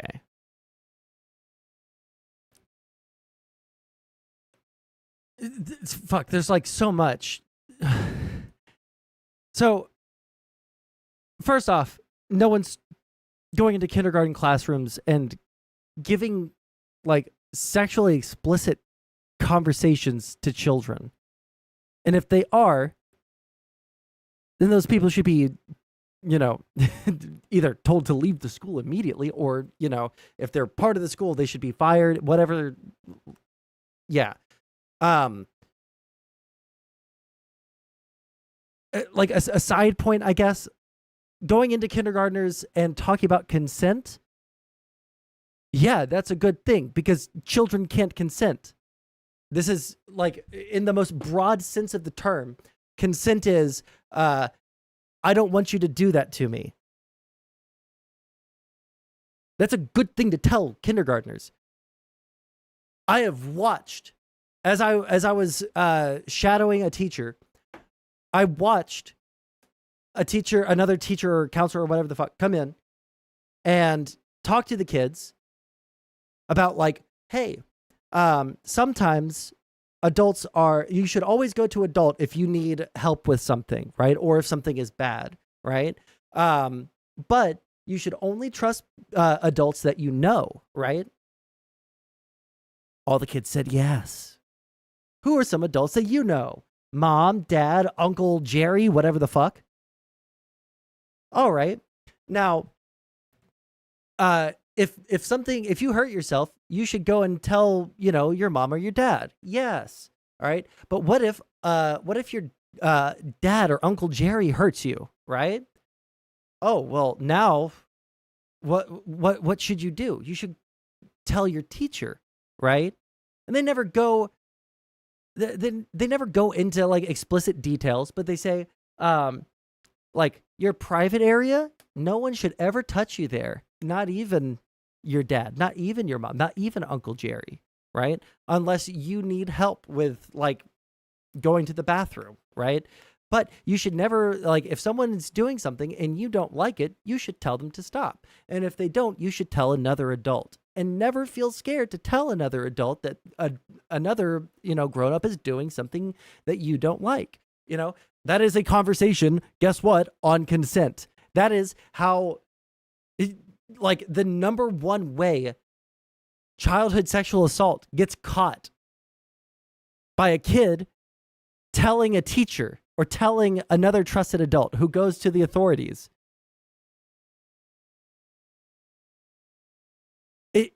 a conversation with kindergartners on consent is, hey kids, this is how you not get raped.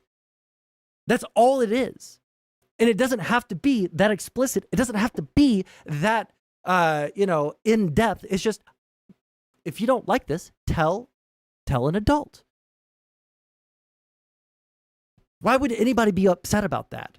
Unless you want those kids to get raped, which I'm going to assume these people don't want the children to get raped. So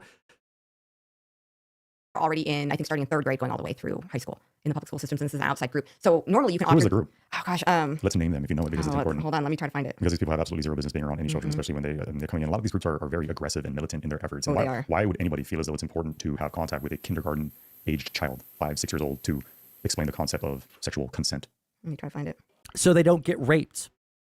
When you go to middle school, they have a class that's called Pathways to Racial Literacy. We come in and we teach for 3 days. That class, parents are not allowed to opt their children out of. That's our real, I guess that's our real sort of goal would be to remove opt-out or opt-out policy. Okay, but you found a back door. Yeah, it is really nice. That's just a They didn't even explain what it was. little bit of what she's talking about. So basically they call it racial injustice class, but it has nothing to do with racial They label it injustice. as such because then parents can't opt out because it's a mandatory obligatory class. Yes. What state is that in?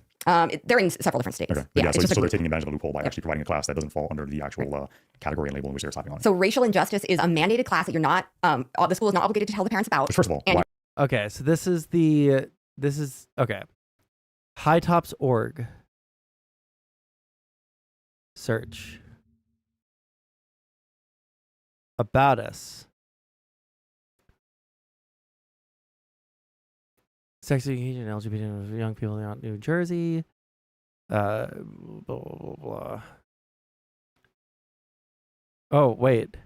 Sex education for middle and high school aged youth.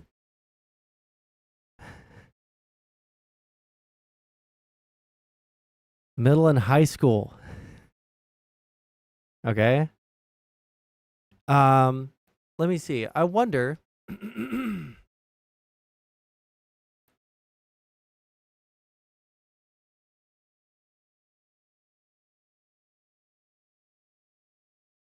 Oh man, I was trying to see if they had like a specific.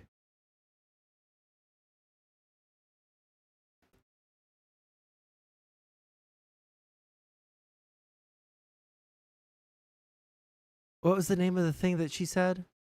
Here, let me go to the.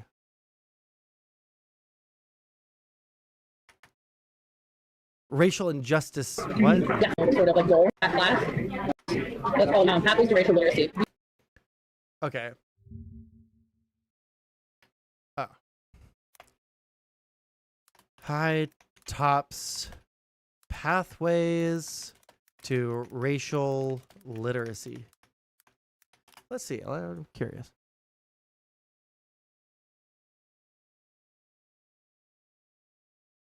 Oh, I didn't want scholarly articles.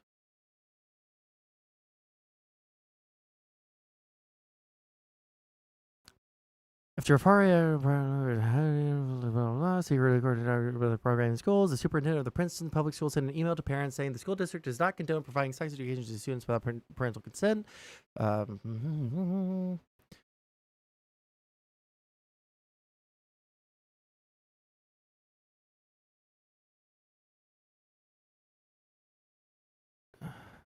Da-da-da-da.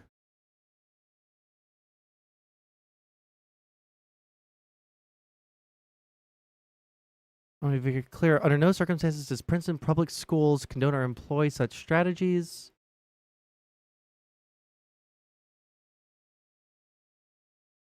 Fuck. I want to know.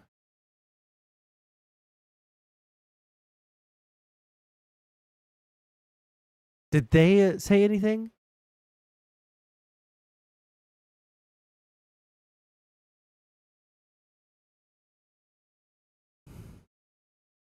I just want to know what the actual thing is about.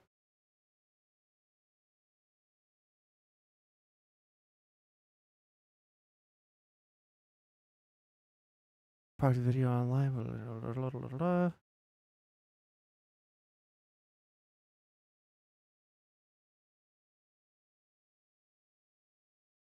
Conversations about race, racism, and other forms of discrimination that are personal and vulnerable. Identity pathway, which is how high tops reach the students. It helps students develop their own identities, give her other identities without judgment, and encourages students to embrace not only their own individuality, but those of their peers. I wish that there was like more information about like how it happens. Key findings. Oh, okay. Educating teenagers about sex in the United States. Receive formal sex education before they were 18. 96% of female and 97% of male teenagers. Female teenagers are more likely than male teenagers to report first receiving instruction on birth control methods in high school. Younger female teenagers were more likely than younger male teenagers to have talked to their parents about sex and birth control. Nearly 2 out of 3 female teenagers talk to their parents about how to say no to sex compared to with about 2 out of 5 male teenagers.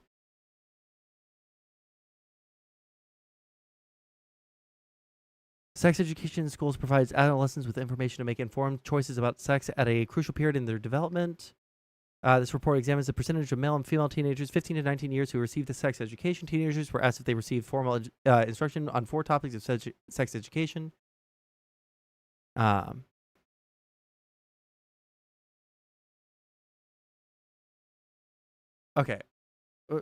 Why? Link me that. This is.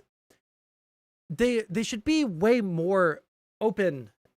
Like, obviously you don't have to give like your entire curriculum or how everything works. I understand how like people want to protect their stuff so other people don't go out and just do the exact same thing and cut into their market of advocacy, I guess. I don't know.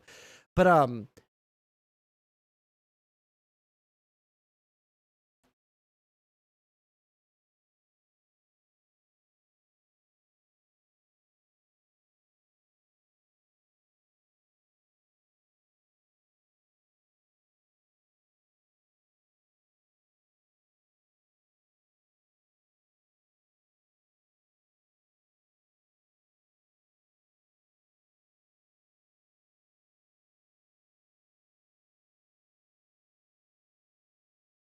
I just maybe here.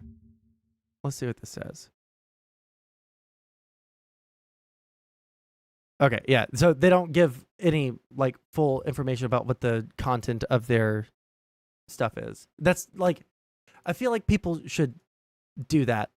I feel like people should do that. You know, it is interesting, but I mean, I just want to know what the actual content is. If people are going to be so ass mad about it, they should probably have an actual reason to be ass mad about it besides a highly edited fucking clip. We come in and we teach for 3 days. That class, the parents are not allowed to opt their children out. That's our real. I guess that's our like real. All different states. Okay. Yeah, so they're taking advantage of the loophole by actually providing a class that doesn't fall under the actual category and label in which they're slapping on it. So racial injustice is a mandated class that you're not, the school is not obligated to tell the parents about. But first of all, and why? You can't opt out. Why is that a mandatory class? I don't know, but it is. So either way, the students are required to take it. The parents are not required to know about it, and you cannot opt out of it. So they call it that, but really it's like this agenda-based sex ed. It has nothing to do with racial injustice at all. It's a loophole just to get in the school and just to make sure that parents have no idea that they're there and the kids can opt out. What's your theory as to why is it they're so aggressive in the push to get to our young kids in these public institutions? I think it's just people get it in their head that this is what kids need to be learning right now, and they're just so militant about it. I mean, you get to the youth. It was Hitler, right, that said, he who owns the youth owns the future. So you have to get these kids young, and they want to get them away from their parents' clutches of morality. And because parents will protect their children, look out for them, and protect their minds and their hearts, and they are introducing evil to these kids. They're doing it to our public institutions. Or the parents could be like paranoid schizophrenic freaks who want to pull their kids out of schools so that they never, change. They never learn about the outside world. They just want like bunker children. I swear to God, that's what people want. They just want bunker children.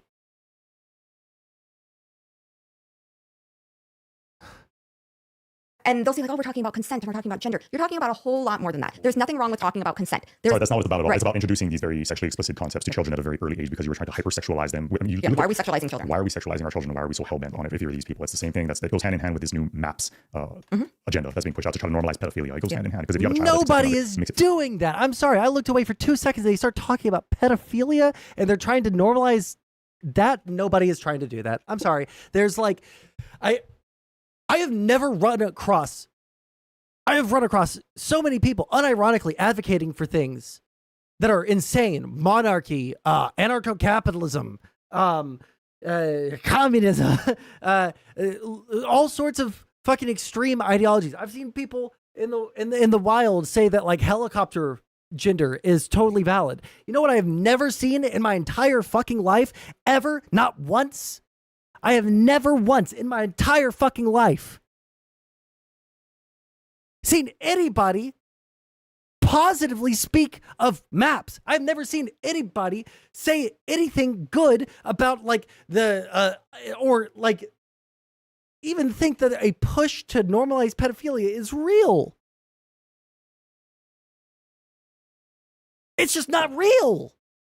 This is like the one thing that I'll say like I don't see any evidence of it anywhere. This is like one of the very few things that I'll say like it's just completely astroturfed bullshit narrative shit because I've never seen it. I've seen some crazy shit from trans activists. I've seen some crazy shit from, you know, the woke scolds and woke people and, you know, like Black Lives Matter, whatever the fuck. I've seen crazy shit from these people. You know what I've never seen? Anybody say anything nice about a pedophile. Far easier in the future to go, hey, no, look, our kids. You mentioned to me that you quoted somebody saying that the concept of being a child is a social construct. Childhood is a social construct. No, it's not. Is what they said. Okay, this is so fucking retarded. I changed my mind. I don't want to watch it. These people are small enough to where I think that it's not inconceivable that I could pull a conversation with one of them. That would be so fucking fun. Someone remind me about these people, okay? I'll subscribe to them. I want to reach out. I want to have a conversation.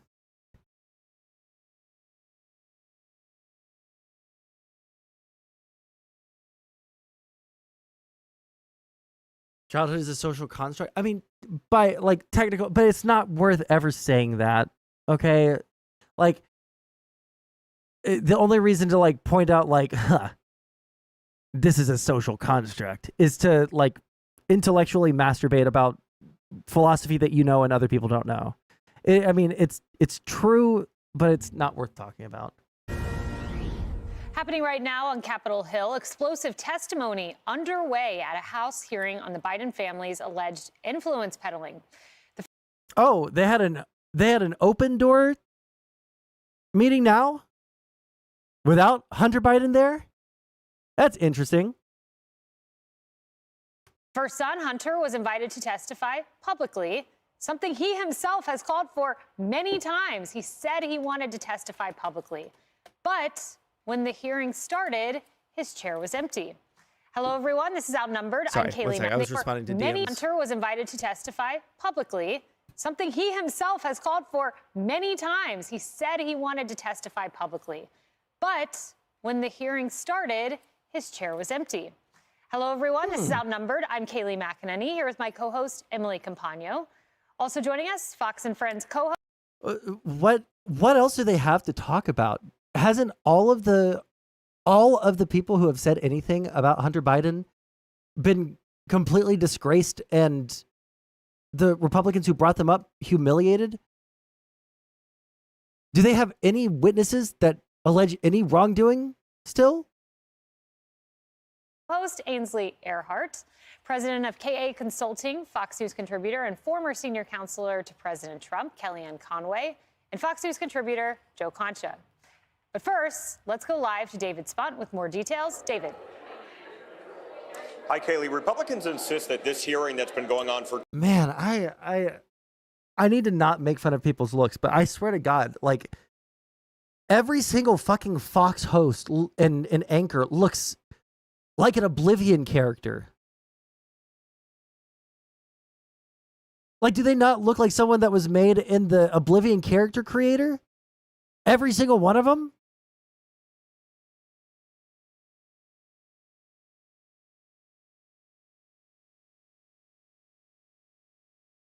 It's kind of baffling. Where's the... He looks slightly more normal. Looks like a Republican, but he looks slightly more normal. But like, bro, these people... Kaylee, Republicans insist that this hearing that's been going on for 2 hours is truly about influence peddling, a large problem they see in Washington, D.C. Democrats say it's just another opportunity for Republicans to show an empty chair with the name tag Hunter Biden. Well, lo and behold, there you go. There is an empty chair seated between two witnesses with the name tag Hunter Biden. He did not show up today, but in between, or on each side, I should say, of that empty chair, two polar opposite witnesses. The first is a Democrat witness, Lev Parnas, a former Rudy Giuliani associate who served a brief time behind bars. Democrats say he was close to Giuliani and Trump world and can explain influence peddling related to Donald Trump, though not to Joe Biden. Watch this. The American people have been lied to by Donald Trump, Rudy Giuliani. I found precisely zero evidence of the Biden's corruption in Ukraine.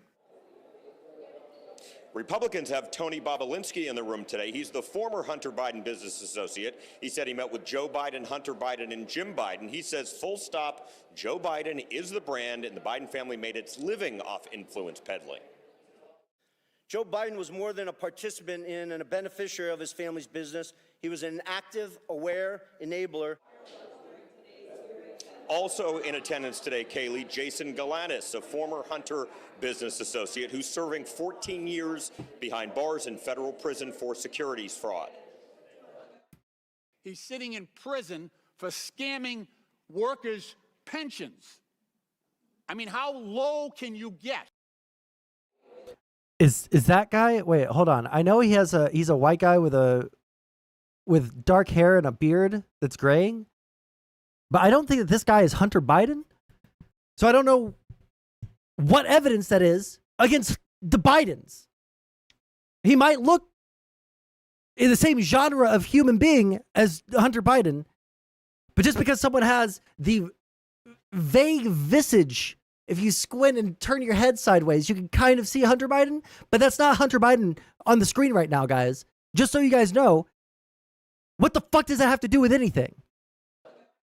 He's sitting in prison. Like, I understand, like, showing, like, hey, this person is connected to this person. They've been put behind bars and we're investigating all these things. But usually that comes with what? A little bit of evidence on the side of the person that you're actually going after, right? Like, we can point towards Trump and all the people that are criminally, indicted or in jail because of Trump before he fucking pardoned them, right? We can look at all those fucking people and we can say, hey, look, all these people are around Trump. They were doing things at his direction that were illegal. They got sent to prison for it. Trump didn't go to prison for any of these things. But we also have all of these other indictments against Trump, and this like speaks to his character that they were following orders of the president at the time. They got fucked for it. Now Trump also has these indictments, and it kind of shows his character. Can we show any connection to Hunter Biden doing that securities fraud with that guy? For scamming workers' pensions. I mean, how low can you get? But Republicans say they will continue their inquiry, possibly move to criminal referrals for the Department of Justice. I will note Devin Archer, another Hunter business associate. You see the theme here of Hunter business associates declined to come today after his attorney said they only were made aware of this just a few days ago. Kaylee. David, keep us updated. Thank you. So Tony Bobolinsky began by describing himself, Ainsley, his military service, his long history with the military. He's a successful businessman. He's a very credible witness. He has no motive here in not telling the truth. And here was his allegation against President Biden. Listen. They had sort of coached me before Joe showed up to listen, we're going to just keep things at a very high level. We're not going to go into a lot of details in this meeting. And I just remember that discussion generally because it just struck me as odd, honestly. Joe wasn't in the White House then. and that they were sort of framing it that way. And then Joe showed up, walked through the lobby of the Beverly Hilton Hotel. I stood up to shake his hand, and we sat down and spent 45 minutes to an hour going through my background. You met with him that long? Yes. This wasn't a handshake, a 2-second discussion about the weather. This was a 45-minute long meeting to an hour where we talked about a lot of stuff. If Joe Biden... Wait, hold on. Who is the guy?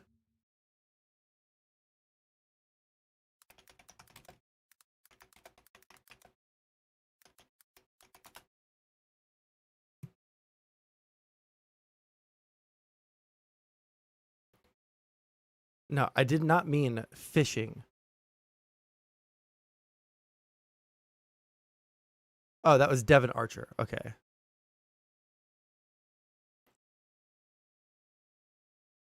Biden was not involved in his son's business dealings. Why, after flying all the way across the country to the Milken Conference, where there is next to Davos, is probably the biggest conference in the world, why would he take 45 minutes out of his night? It wasn't a 10 a.m. meeting. It was 10:40 in the evening. He's an elderly man, flew all the way across country to sit with me for 45 minutes to an hour. He raises a great point, Ainsley. Yeah, he does. He absolutely does.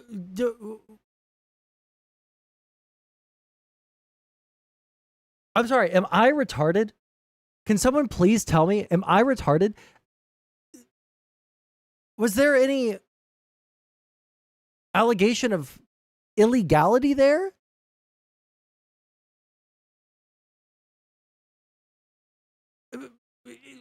Can the Fox News people tell us what the allegation is?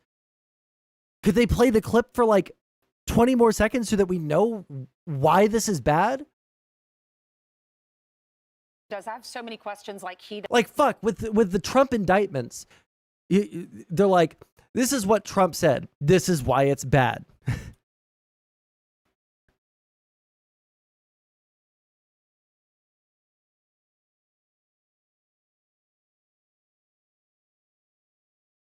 Reddit, $34 a share. Thoughts? I don't know.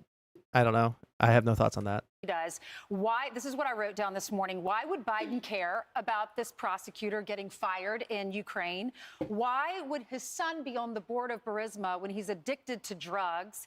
Why would China, a Chinese energy company, if you have that much money, you're smart about who you invest with. Why is it that there's been no evidence that showed that Biden got him that job? Or is that what the allegation is? Is the allegation that Biden got him that job? Or because his name is Biden, he got the job? Because if they want to make a law against nepotism, I'm not going to fight with them too hard on it, but also what is the allegation? Why would a Chinese energy company pay millions of dollars to hunt? Why would Donald Trump get $7.5 million from China and Russia over the course of his presidency while he was in office? I don't know. Hunter Biden when he's addicted to drugs? Why are all the grandkids getting, big fat paydays? Why, Hunter, why didn't he show up today when he wanted this public hearing? He doesn't show up. If he doesn't have anything to hide, you show up. And you're right about his reputation. He said... Didn't he show up for the last hearing?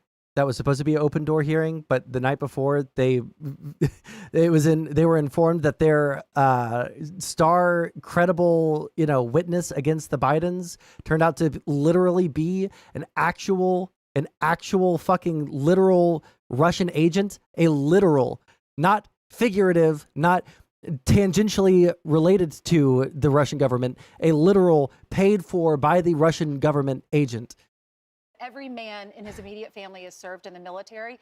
You can tell he's serious about this. Why would he betray a guy that he was in business with if he didn't want to just tell the truth? Yeah, he called himself a patriot and a truth teller, and that's what I see when I watch him. Emily, there's someone who desperately wants to stop this hearing. His name is Jamie Raskin, and I couldn't get over the... What's really bothering me with this video and the last fucking podcast is they're saying a lot of things, but they're actually not even making a fucking point. They're asking a bunch of fucking questions. But what is the answer that you're trying to get?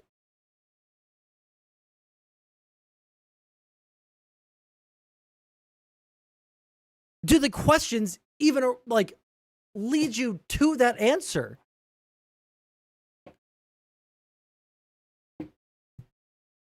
Well, why was Hunter Biden hired by Burisma? Why was he doing business with Chinese officials or whatever the fuck? Which I don't even know if that second one was proven or not, but whatever.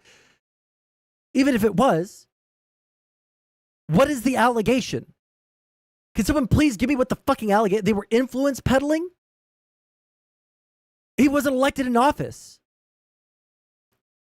AOC asking bluntly, what's the crime? Thank you. I have a quick question. Simple.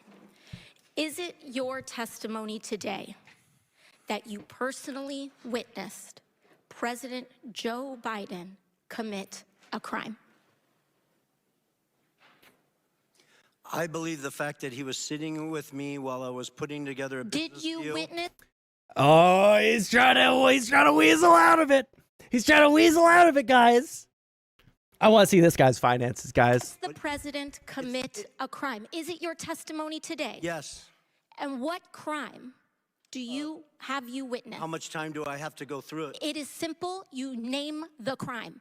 Did you watch him steal something? Corruption statutes, RICO and conspiracy. What is it? What is the crime, sir?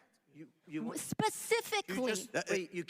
You asked me to answer the question. I answered the question. No. RICO, you're obviously not familiar with. Corruption statutes. Excuse me, sir. RICO is not a crime. It is a category. What is the It's a category of crimes that you're then charged You under have charges. A long 100 You list have of charges.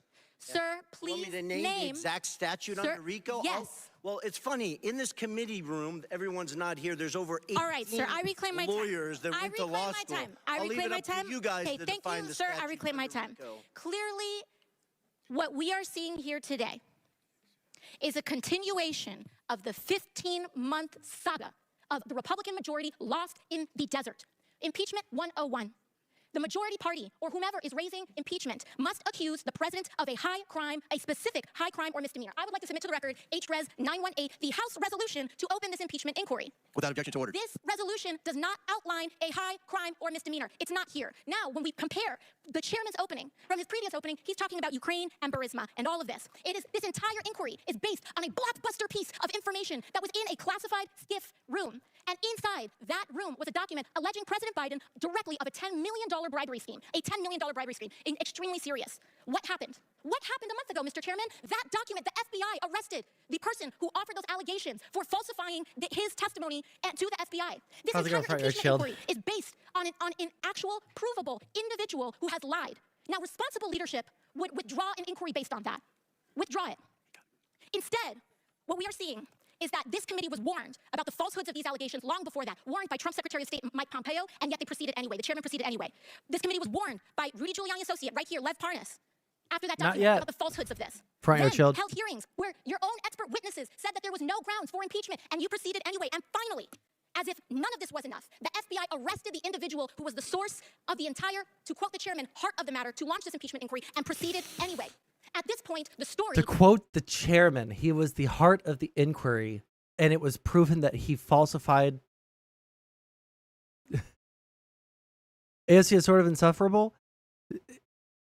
A lot of the time, I would agree with you. But she's fucking spitting here. Here's where I'm at on politics, my friends. Okay?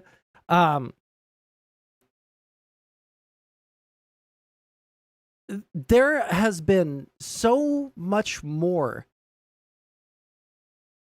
time spent in Congress in the past 2 years spent on trying to find any dirt on Biden that they can, rather than passing legislation. They've spent more time in Congress arguing over false allegations that have been proven to be false allegations, and they're still trying to prove information that's been proven to be false. When there's pressing matters that we need to take care of, that the Republicans, say need to get taken care of. Shit at the border, funding shit to Israel, giving shit to Ukraine.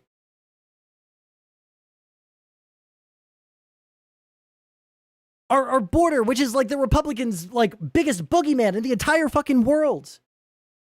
We had a bill that was overwhelmingly biased towards conservative wants on the border, because the Democrats were willing to trade those policies and give a little, take a little, so that they could get Ukraine funding and so they could get funding for Israel. And they axed that. They said, no, we're not going to do that. That overwhelmingly conservative immigration bill, the most conservative immigration bill in 30 years. We're not going to do that. Trump wants to run on the issue of immigration. Well, let's go back to trying to find something that we can impeach Joe Biden for.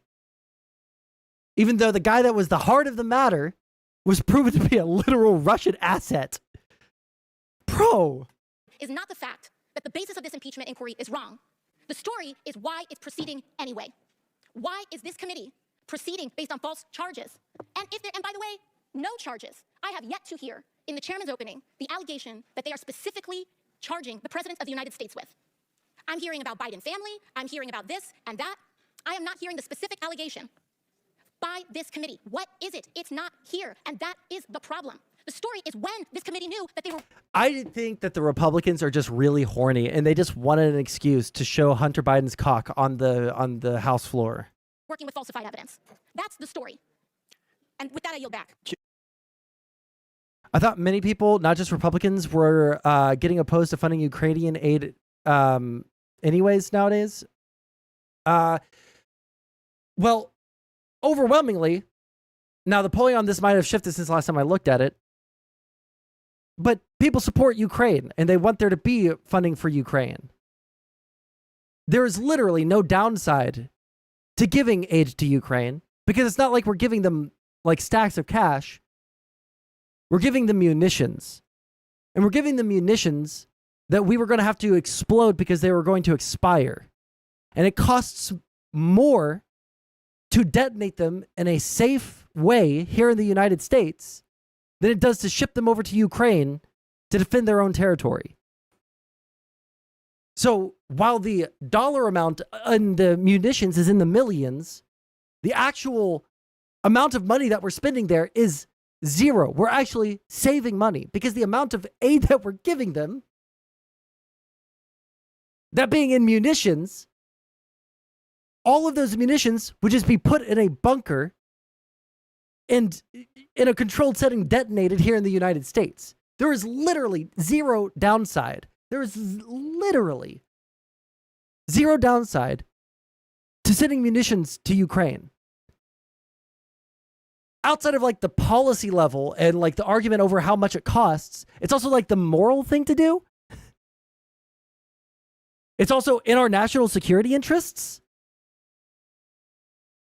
Because Russia is openly hostile to the United States. They're the second strongest nation that is opposed to the United States in the world, right behind China, right in front of Iran.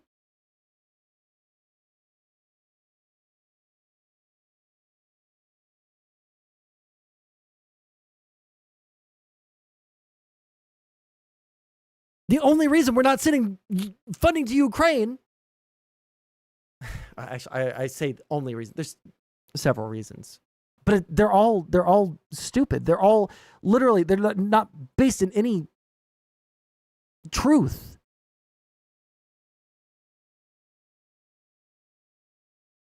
I have heard some foreign policy analysts like Noam Chomsky say American intervention is bad because it would alienate American-Russian relations long term. You know what alienate our foreign policy aims worse? Allowing Russia and China to go on conquests of land. Thanks for the subscription, Donovan. Like, Russia, our relations with Russia can't get any lower, like, without going to war.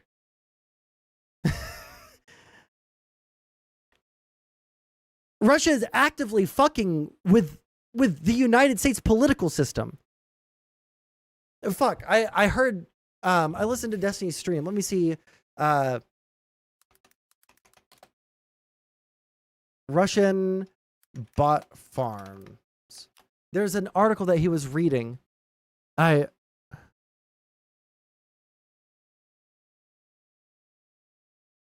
on. Let me go back in his VOD and see if we can see what the... Shut up. Do you remember? It's just... He will not be there. Or was this yesterday that I heard him reading this? Micronesian basic. Okay.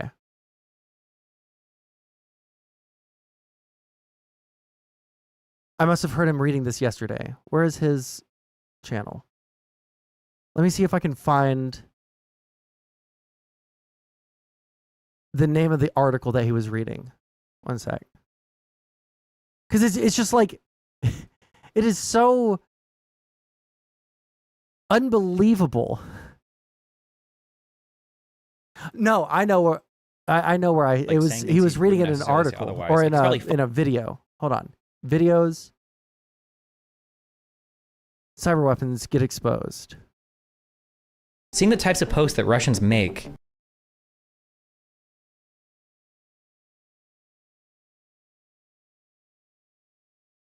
Oh, fuck. Posted by user Walk and Talk. Let me see if I can...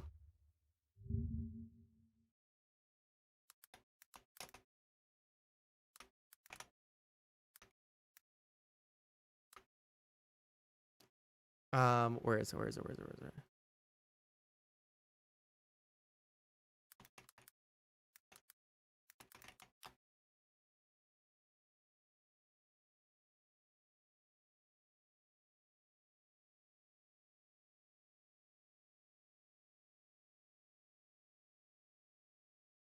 7 hours ago. Let me scroll down this person's post history. Jesus Christ.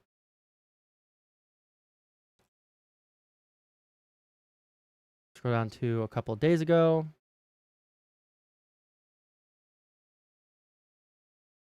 Two days ago.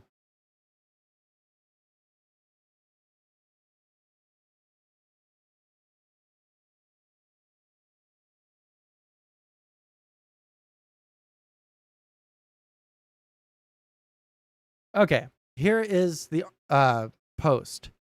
It's a long one, but we're going to read through it. Okay? This is why we should... one second, let me read what... I would agree with you, but I don't know if it's...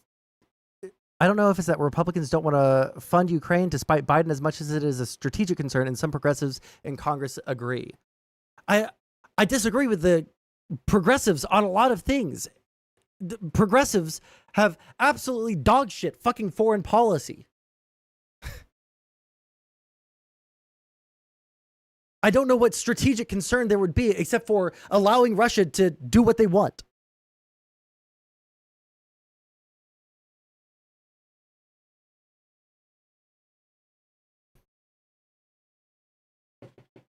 Okay.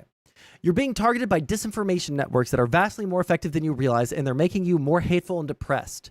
This is why we should do anything we can to push back against Russia, why we should do anything we can to push back against China, why we should be really skeptical about everything that we fucking see on the internet, right?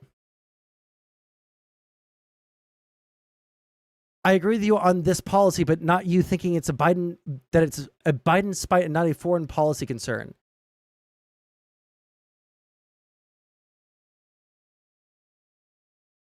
I have not heard a single legitimate concern about our foreign policy in regards to funding Ukraine, outside of, well, it might hurt our relations with Russia, according to Noam Chomsky? But what is the downside?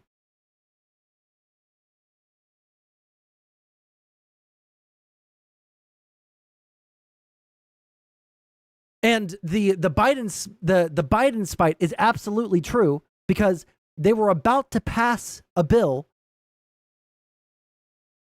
and then they didn't because Trump told them not to.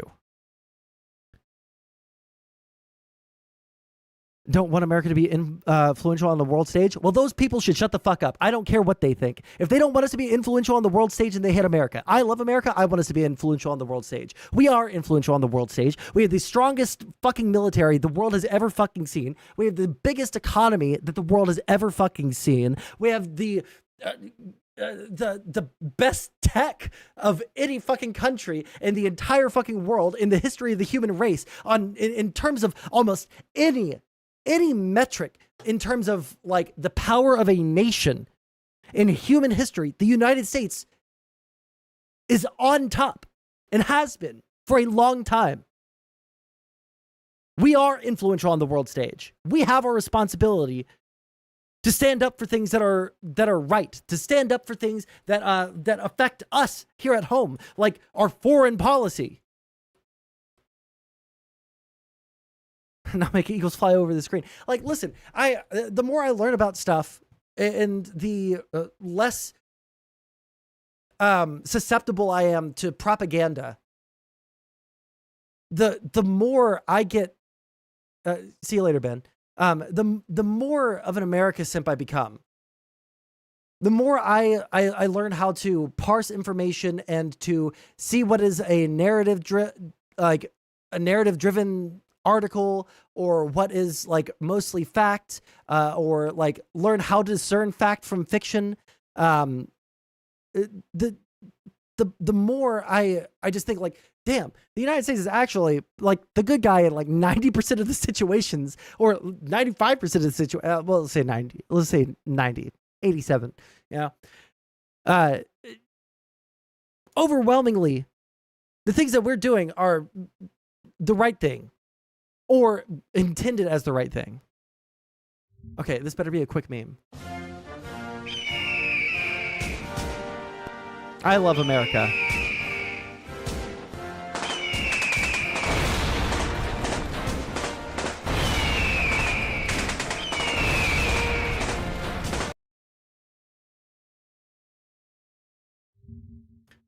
Things took a very interesting turn over the last. Okay, hold on.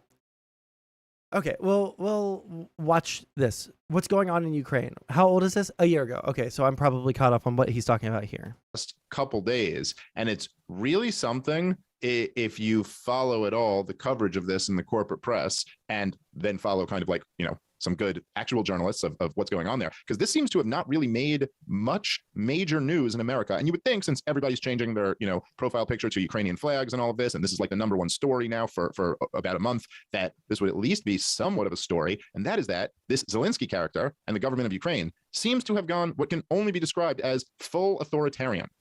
Have you seen any of this, Rob? Is this a concern for us? They have martial law because they have missiles flying at them day in and day out. They have they're fighting what was thought to be the second most powerful military in the world. Probably is the second most powerful military in the world, but that's pretty depressing. Like, get all things considered, but like, is it surprising that a nation that is currently under siege with foreign troops in their borders become more authoritarian? Well, I just to give the full scope of how buried this story was, I read Google News, also the Google News for me. I go through Twitter, Wall Street Journal, The Drudge Report, Daily Beast, Week Magazine. I got quite a few things I read through on a daily basis. I only knew that this was Hold on. Were any of those... let me hear what... Full authoritarian. Have you seen any of this, Rob? Well, just to give the full scope of how buried this story was, I read Google News, also the Google News for me. I go through Twitter, Wall Street Journal, The Drudge. Okay, Wall Street Journal. That's a good one. Twitter News. Never. Hey guys, we're gonna read this post here in a minute. Don't get your news from social media, please. For the love of God, please don't get any of your news from social media. This article will tell you why, but fuck, dude. Report, Daily Beast, Week Magazine. I got quite a few things I read through on a daily basis. I only knew that this was a story because you had sent it to me and I had to go to DuckDuckGo and search it. And there were some mainstream coverage of it, but it was not easily found. Yeah. So this was pretty buried. Yeah, and look, it's really something, and we'll get into like a few of the details about this, but it's not, again, like I do try my best on the show to be like, somewhat fair with the stuff we're talking about. None of this I get the means feeling that's that not true. Vladimir Putin is justified, and none of this means that the Ukrainians don't have a right to defend themselves and to try to repel an invading army. I absolutely think they do, and I root for the war to end as quick as possible, and I root for as few innocent Ukrainians to die as possible, or be hurt or displaced. How much does it just look like we're sending them up for a slower, more painful death? Like the latest news is we're sending them like old Soviet. Hey guys, by the way, just so like anyone watching that doesn't know this, the Ukrainians were actually doing pretty good against Russia until they ran out of bullets. they were kind of rolling. They stalled along the defensive line that the Russians made, but they were rolling. They had bullets. Now they don't have bullets. And now they're losing again because they don't have bullets.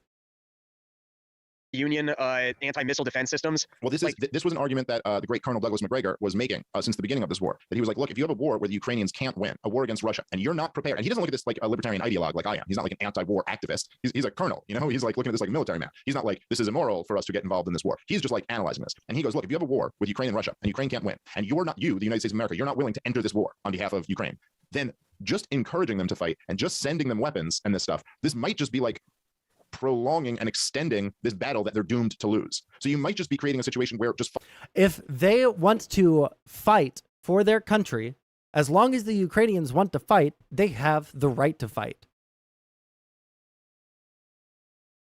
If we support Ukraine and they want to fight, sending them munitions is not a morally reprehensible thing.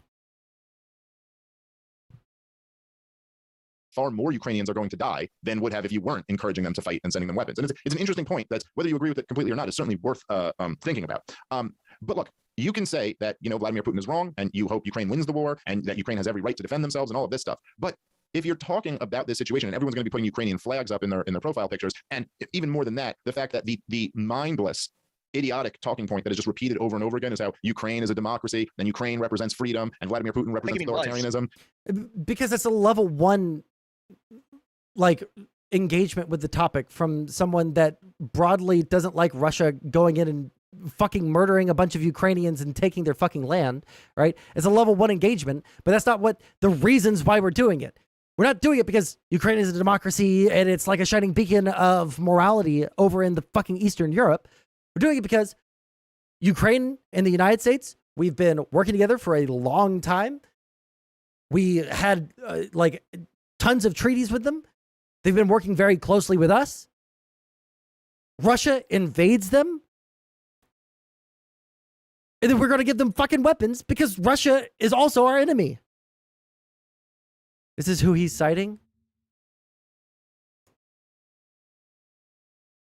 Why is the frame rate like 2 frames per second? 5 days into Russia's full-scale invasion of Ukraine. The first 5 days, Russian forces, I think, frankly, were too gentle. They've now corrected that. So I would say another 10 days, this should be completely over. But the question is, what is it that Zelensky is going to do? The Russians have made it very clear what they want is a neutral Ukraine. This could have ended days ago if he accepted that. And then they can adjust the borders. But the eastern part of Ukraine is firmly in Russian hands. But again, the Russians are not seizing territory. They're destroying Ukrainian forces. That's their focus. Colonel, it sounds like you don't approve of Zelensky's stand. Oh, I think Zelensky is a puppet. And he is putting huge numbers of his own population at unnecessary risk. And quite frankly, most of what comes out of Ukraine is debunked as lies within 24 to 48 hours. The notions of taking and retaking airfields, all of this is nonsense. It hasn't happened. He's not a hero when he's standing up for himself and his own people. You don't think he's a hero? No, I do not. I don't see anything heroic about the man. And I think the most heroic thing that he can do right now is to come to terms with reality. Neutralize Ukraine. This is not a bad thing. A neutral Ukraine would be good for us as well as for Russia. It would create the buffer that, frankly, both sides want. But he's, I think, being told to hang on. They don't want a neutral Ukraine. They want a Ukraine that's under their fucking thumb. I hate these fucking people so fucking much. Yeah, I mean, well, they really haven't even been for quite a while. Look, they overthrew a democratically elected government in 2014. And when I say that, I just mean an uprising. They protested against a guy that went back on something that they voted for. So he was doing something very undemocratic. They protested. Then he started sniping them. And so it turned into a fucking riot. And then it became like a full-on, revolution. So they didn't just like go in and like overthrow fucking Yanukovych for no reason. He was shooting them. There's videos of them getting sniped by the president's people. And they didn't like that very much. He ran away.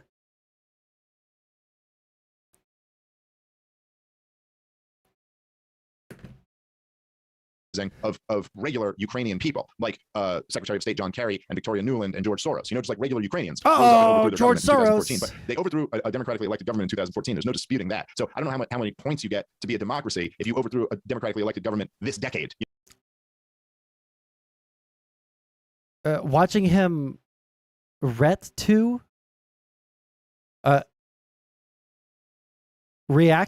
argue. Well, I'm sorry, I don't understand what you're trying to say. Within the last 10 years or whatever, then I don't think you get too many. Try to argue this against Sitch and Adam is amazing. Oh, bro, is this one of the guys? I didn't watch it, so I didn't recognize his face. Is he one of the people that went on with Jimmy Dore? Because that was unbelievably fucking brutal.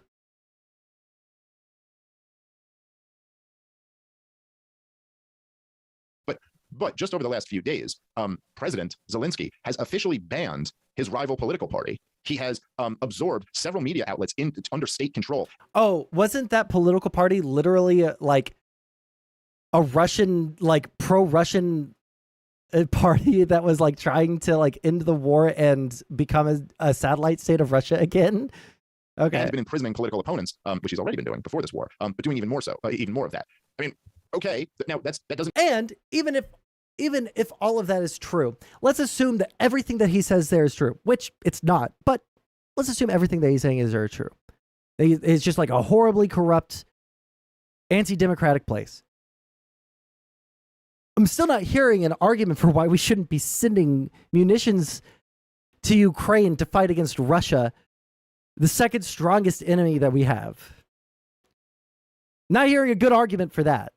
Doesn't mean that any of the other things have changed. You could still be against Russia's invasion. You could still root for the Ukrainians to win and say they have the right to defend themselves. But that is relevant information that you would think if we were going to be talking about this whole situation would at least come up. Again, even if there were two like completely authoritarian countries and one invaded the other one, you could still say that country is wrong for initiating a war against the other one. Even all the other. We have something called international law, where you're not supposed to invade another country, and you're damn sure not supposed to invade another country to acquire their land.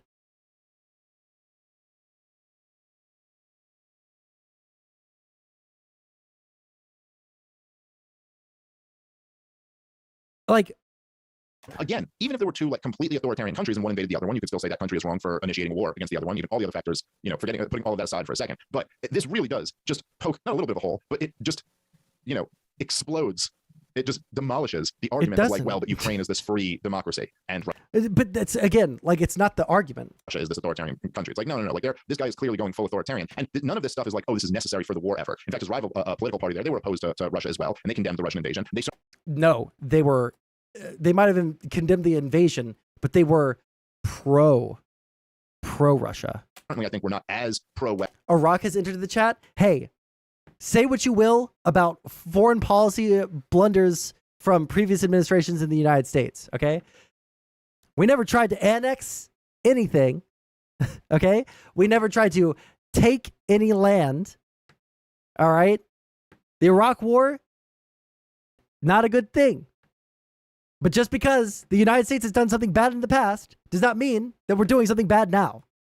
West and anti-Russian as Zelensky's party. But, you know, this is for Ukraine on the level of Joe Biden just using the federal government to declare, to make the Republican Party illegal. There's no Republicans anymore, just by you know, state. Because COVID's such a threat and they're trying to roll it back. So we're getting rid of the Republican Party. It would be something on that level. So anyway, it's just... No, it's not something on that level. It would be like a literal party that was pro-China. It would be like if Taiwan had a pro-China party that during the invasion of Taiwan in 2027 started saying, hey, we should actually make peace with China and actually do everything that they want. Like, fuck off. Just like, it's a little bit, it's kind of wild to see this go, not unreported, but again, like not getting nearly the amount of coverage that it clearly warrants. Does that make sense? Yeah, the articles I had read, it sounded like there were 11 parties they got rid of. One of them, which was the biggest rival, was a pro-Russian party.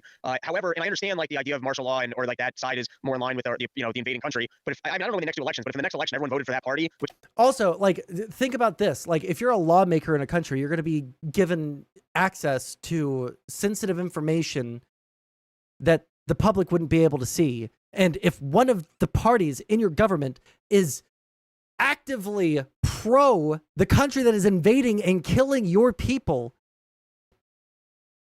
and their lawmakers have access to that information, it might not be perfectly democratic. It might not be like the in the purest sense, the best democracy move in the world, but in the moment that you're in, it's probably the correct move to make.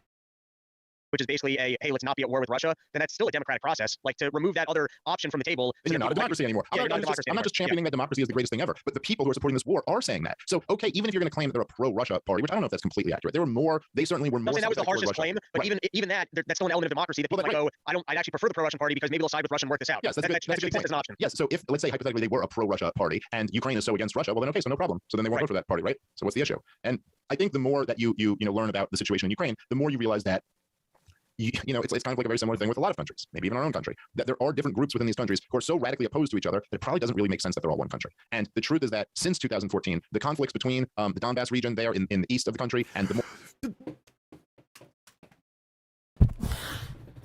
the fucking conflict in the Donbass was Russia. It wasn't. Russia invaded them. They gave them the fucking Wagner Group. Where's the fucking... We just saved this video. 1 second. History. Or not history. Watch later. We saved it.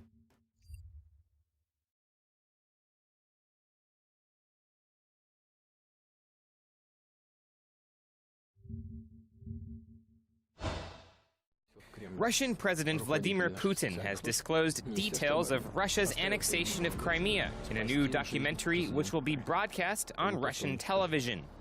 Putin said the plan was hatched as former Ukrainian President Viktor Yanukovych fled to Russia. In a trailer of the film, produced by Russian state TV Rossiya 1, Putin says he tasked the Russian... They just have the... Why is... I can't listen to it fast because there's like another voice in the background. Special forces with saving Yanukovych's life. Putin said, quote, I invited the chiefs of our special services. The Ministry of Defense to the Kremlin tasked them with saving the Ukrainian president's life. He simply might have been eliminated. Putin described an all-night meeting in which he and his top advisors discussed the situation in Ukraine and concluded that they needed to return Crimea to Russia. Unmarked soldiers began appearing in Crimea in late February of 2014. At first, the unknown forces stormed the regional parliament building and installed new authorities. The Little Green Men, as they were referred to by locals, also stationed themselves near Ukrainian military installations throughout the peninsula. The Kremlin initially denied having anything to do with the events in Crimea, although Putin would later admit that he indeed sent Russian soldiers into Crimea ahead of the annexation. So there's no question. They sent troops, and this is just like one of the people that was there, like that was part of the operation, saying, yeah, we did that. Yeah, I was there, bitch. This was not some like random uprising of people in the Donbass trying to fight for independence so that they could stay with Russia. This was Russia starting a civil war in Ukraine with their own troops, giving them munitions for fucking 10 years. More Western pro-European side of this, they've been basically at war with each other, and there really doesn't seem to be any reason why they should all be under one government, because none of them seem happy with the governments that the other one would like. And that doesn't necessarily mean that the Donbass region should be part of Russia. Maybe they should just be independent. I don't know. It's not my job to decide how Ukraine should be divided up. But it is like, if we're just being honest here and calling a spade, no, Ukraine is not a free country at all, and it's certainly not a democracy. And what's interesting about this, and it's one of the things as you look at this, to me it seems almost impossible to ignore. It's like the idea of I always felt like, even back in the day, in the original war on terror, that it was always so ridiculous that, Washington, D.C. would say, we're going to go bring freedom to Iraq or something like that. And you're like, to bring freedom to Iraq? Like, we have the biggest prison population in the world, and huge numbers of them are there for like nonviolent victimless crimes. I mean, bring freedom to other people. I mean, to try to, maybe if you were operating a truly free society, someone could think you had a leg to stand on, that you're going to spread this freedom around the world. But it's like, well, and it was the neocons, like at the same time that they're like instituting the TSA and the Patriot Act, they're like, we're going to spread freedom. And you're like, well, all right.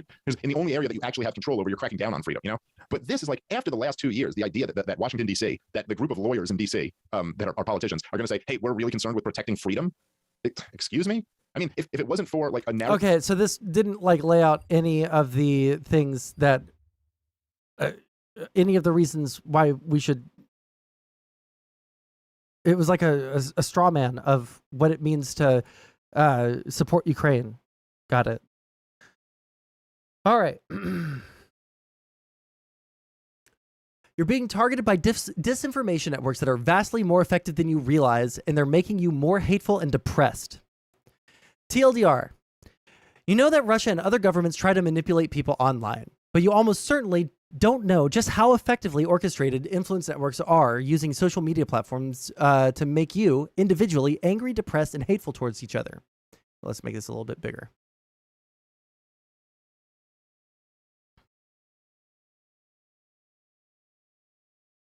Those networks' goal is simple: to cause Americans and other Westerners, especially young ones, to give up on social cohesion and give up on learning the truth, so that Western countries lack the will to stand up to authoritarians and extremists. And you probably don't realize how well it's working on you.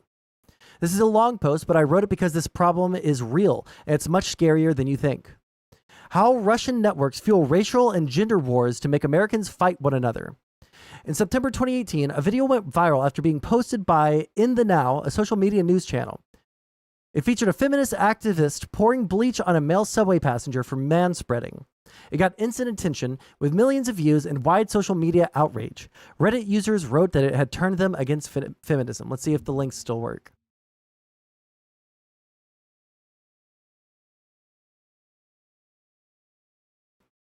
No video, but this is what it is. Guys manspreading, and she's pouring water mixed with bleach on their junk. There was one problem. The video was staged, and In the Now, which publicized it, is a subsidiary of RT, formerly Russia Today, the Kremlin TV channel aimed at foreign English-speaking audiences.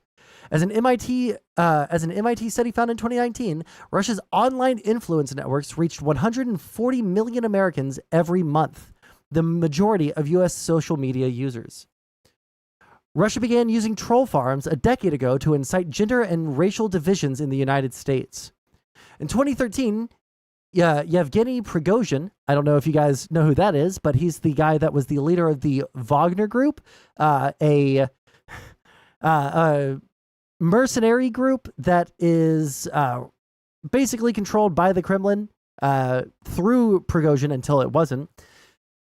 A confidant of Vladimir Putin founded the Internet Research Agency, the IRA, in St. Petersburg. It was the Russian government's first coordinated facility to disrupt U.S. society and politics through social media. Here's what Prigozhin had to say about the IRA's efforts to disrupt the 2022 election. Gentlemen, we interfered. We interfere and we will interfere. Carefully, precisely, surgically, and in our own way, as we know how. During our pinpoint operations, we will remove both kidneys and the liver at once. In 2014, the IRA and other Russian networks began establishing fake U.S. activist groups on social media. By 2015, hundreds of English-speaking young Russians worked at the IRA. Their assignment was to use those false social media accounts, especially on Facebook and Twitter, but also Reddit, Tumblr, 9gag, and other platforms, to aggressively spread conspiracy theories and mocking ad hominem arguments that incite American users. In 2017, U.S. intelligence found that Blacktivist, a Facebook and Twitter group with more followers than the official Black Lives Matter movement, was operated by Russia. Blacktivist regularly attacked America as racist and urged black users to reject major candidates. On November 2nd, 2016, just before the 2016 election, Blacktivist Twitter urged black Americans, choose peace and vote for Jill Stein. Trust me, it's not a wasted vote. Russia plays both sides on gender, race, and religion. The brilliance of the Russian influence campaign is that it convinces Americans to attack each other, worsening both misandry and misogyny, mutual racial hatred, and extreme anti-Semitism and Islamophobia. In short, it's not just an effort to boost the right wing, it's an effort to radicalize everybody. He had an unexplained malfunction on his plane when it was struck by an ST. Yes. Nobody understands how it was shot out of the sky. One sec.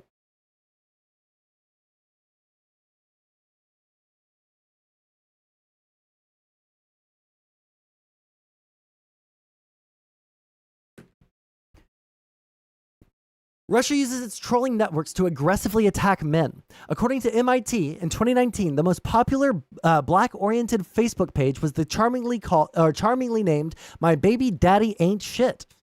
It regularly posts memes attacking black men and government welfare workers. It serves two purposes: make poor black women hate men and goad black men into flame wars. MIT found that My Baby Daddy is run by a large troll network in Eastern Europe, likely financed by Russia. But Russian influence networks are also aggressively misogynistic and aggressively anti-LGBT. On January 23rd, 2017, just after the first Women's March, the New York Times found that the Internet Research Agency began a coordinated attack on the movement. Per the Times, more than 4,000 miles away, organizations linked to the Russian government had assigned teams to the Women's March. At desks in bland offices in St. Petersburg, using models derived from advertising and public relations, copywriters were testing out social media messages critical of the Women's March movement, adopting the personas of fictional Americans. How's it going, Sig? They posted as black women critical of white feminism, conservative women who felt excluded, and men who mocked participants as hairy-legged whiners. But the Russian PR teams realized that one attack worked better than the rest. They accused its co-founder, an Arab American Linda Sarsour, of being an anti-Semite. Over the next 18 months, at least 152 Russian accounts regularly attacked Sarsour. That may not seem like many accounts, but it worked. They drove the Women's March movement into disarray and eventually crippled the organization. Russia doesn't need 1 million accounts or even that many likes or upvotes. It just needs to get enough attention that actual Western users begin amplifying its content. A former federal prosecutor who investigated the Russian disinformation summarized it like this. It wasn't exclusively about Trump and Clinton anymore. It was deeper and more sinister and more diffuse in its focus on exploiting divisions within society on any number of different levels. As the New York Times reported in 2022, there was a routine. Arriving for a shift, Russian disinformation workers would scan news outlets on the ideological fringes, far left and far right, mining for extreme content that they could publish and amplify on the platforms, feeding extreme views into mainstream conversations. China is joining in with AI. How far are we into this? Oh, fuck. Okay. About 60% through. China is joining in with AI. Last month, the New York Times reported on a new disinformation campaign. Spamouflage is an effort by China to divide Americans by combining AI with real images of the United States to exacerbate political and social tensions in the U.S. The goal appears to be to cause Americans to lose hope by promoting exaggerated stories with fabricated photos about homeless violence and the risk of civil war. As Ladislav Bitman, a former Czechoslovakian secret police operative, explained about Soviet disinformation, the strategy is not to invent something totally fake. Rather, it is to act like an evildoer who expertly diagnoses the patient's vulnerabilities and exploits them, prolongs his illness, and speeds him to an early grave instead of curing him. The influence networks are vastly more effective than platforms admit. Russia now runs its most sophisticated online influence efforts through a network called Fabrika. Fabrika's operators have bragged that social media platforms catch only 1% of the fake accounts across YouTube, Twitter, TikTok, and Telegram, and other platforms. But how effective are these efforts? By 2020, Facebook's most popular pages for Christian and Black American content were run by Eastern European troll farms tied to the Kremlin. And Russia doesn't just target angry boomers on Facebook. Russian trolls are enormously active on Twitter and even on Reddit. The strategy is to spin people towards the extremist bins. It's to create so much disinformation, so much ambiguity in what is the truth, that people stop looking for the truth because it's too difficult. And instead, reaffirming their own preconceived biases. It's not just false facts.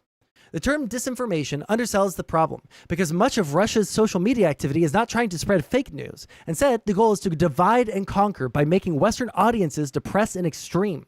Sometimes through brigading and trolling. Other times by posting hyper-negative or extremist posts or opinions about the U.S., the West, the U.S., the West, over and over until readers assume that's how most people feel.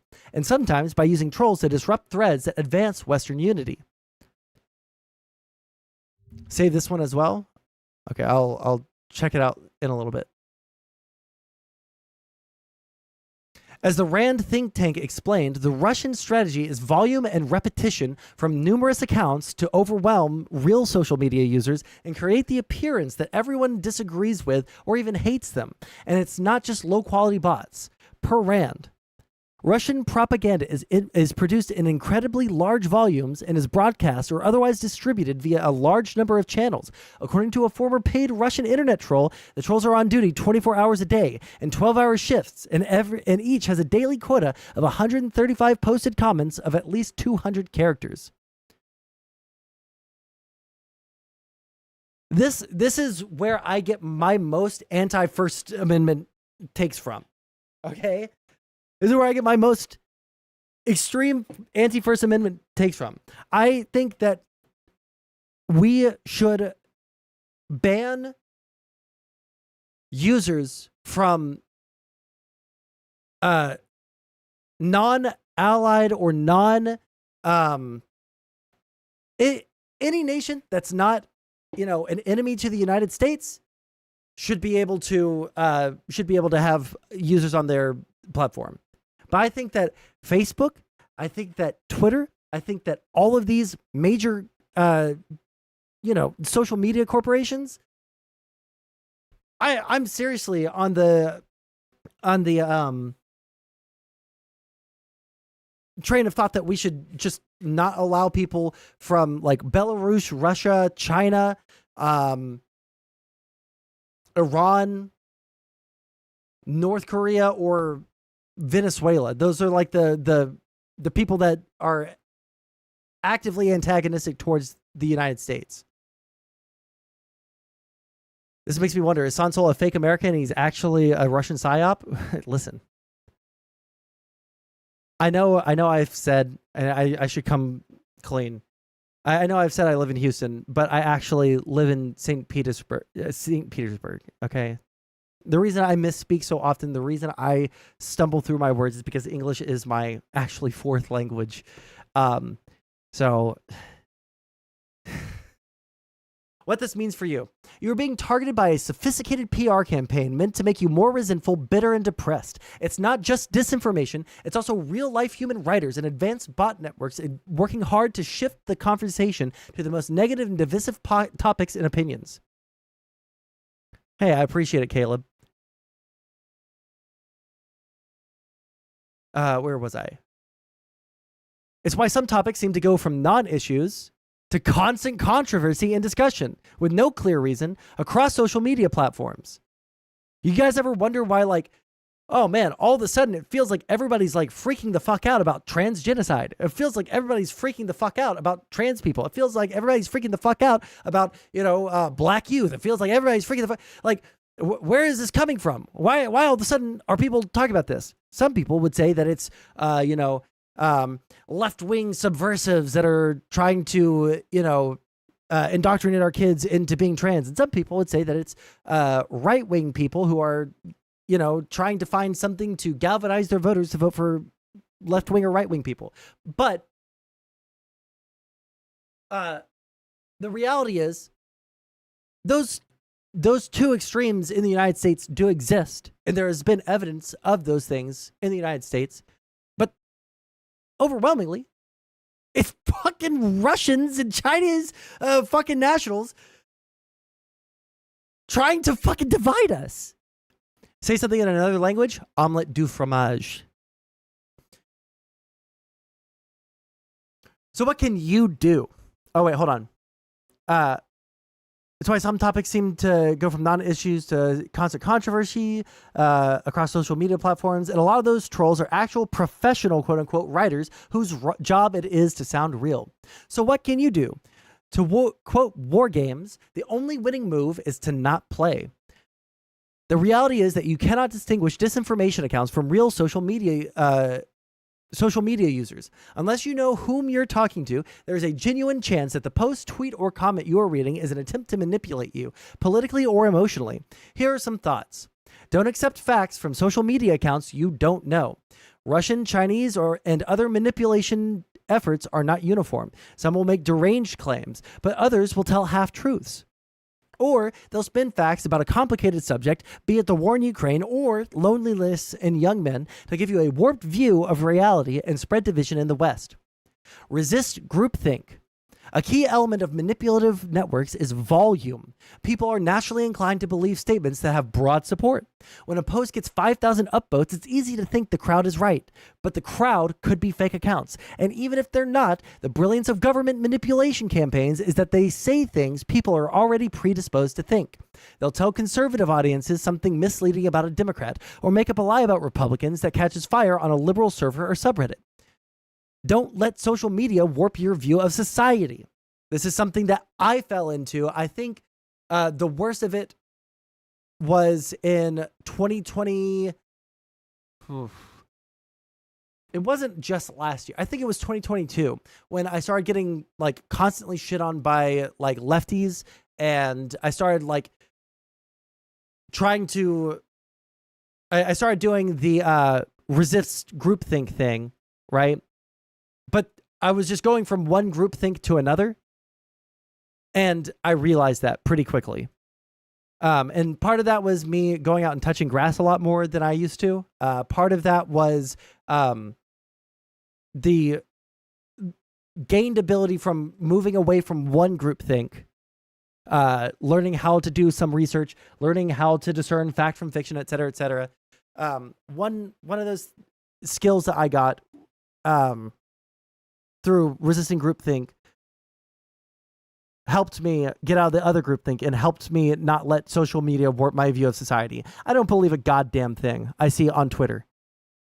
And this, that might sound like just like, oh yeah, everybody says this and everybody, falls for it. I don't take anything that happens on Twitter at face value, ever. I don't take, when someone asks me about a Twitter headline, I immediately go and I read an article about it, and it's always wrong. While I was in DC, the stuff about Trump talking about a bloodbath came up, and I was asked about it. I didn't say, well, it sounds like Trump. I opened up my phone.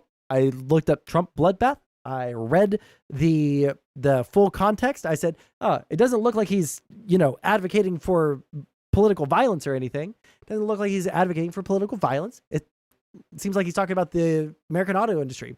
He shouldn't be using rhetoric like that, but that's not what he was talking about. I think we're fine, Do they teach you critical thinking in high school over there? No, they don't.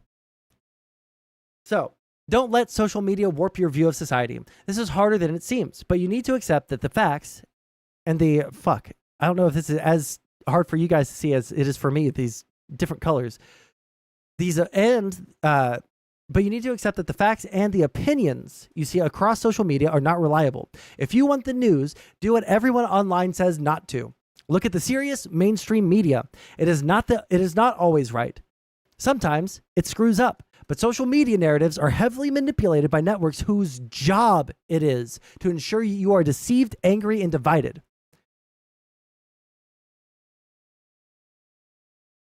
Edited for typos and clarity. Apparently, this post was removed several hours ago due to a flood of reports. Thank you to the r/Gen Z moderators for reapproving it.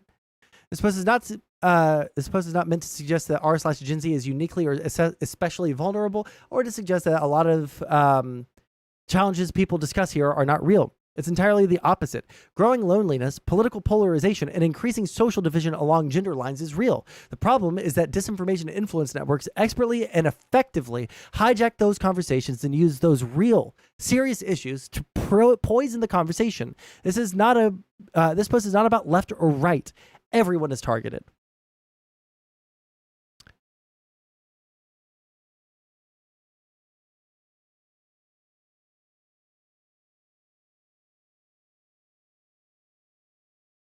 The best thing school taught me was media literacy. Like, any person you meet online can lie.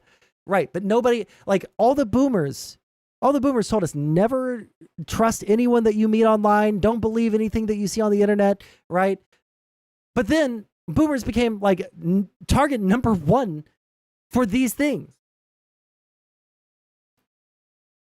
Look at Discord pictures I sent.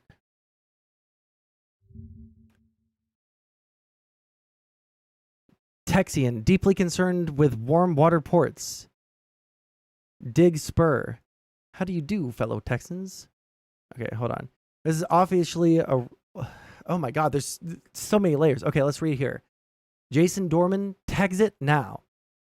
Native Texan voicing the restoration of our republic. Reins aren't in the hands of despotic Washington district of criminals. Time to saddle up and dig spur. What the fuck does that mean?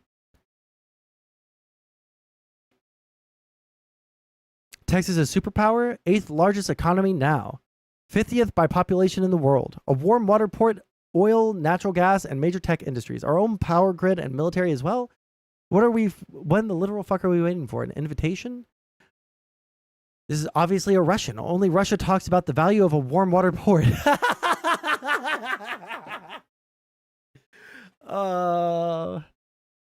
That's so fucking brutal, and it's so fucking true. I didn't even know about warm water ports until fucking the Ukraine war started happening, and people started talking about Sevastopol and shit. Oh man, that's so true. Only Russia talks about the value of a warm water port because the U.S. as a whole has several, and this has never been an issue for us.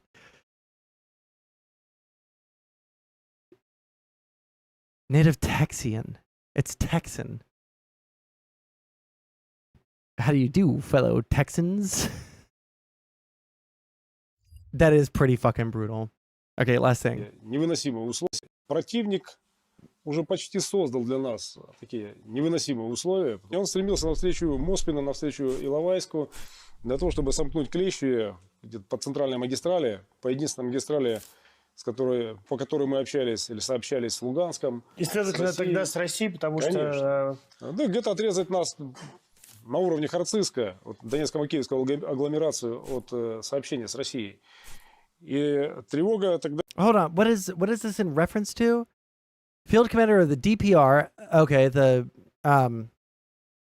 oh fuck, Donetsk People's Republic, Alexander Khodakovsky, admitted that 2014 Russia sent its troops to Donbass. He said that the Russian army captured part of eastern Ukraine, which later began to be called DPR and LPR.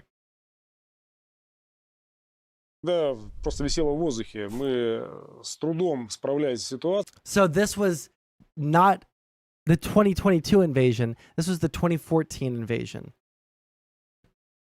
Jesus.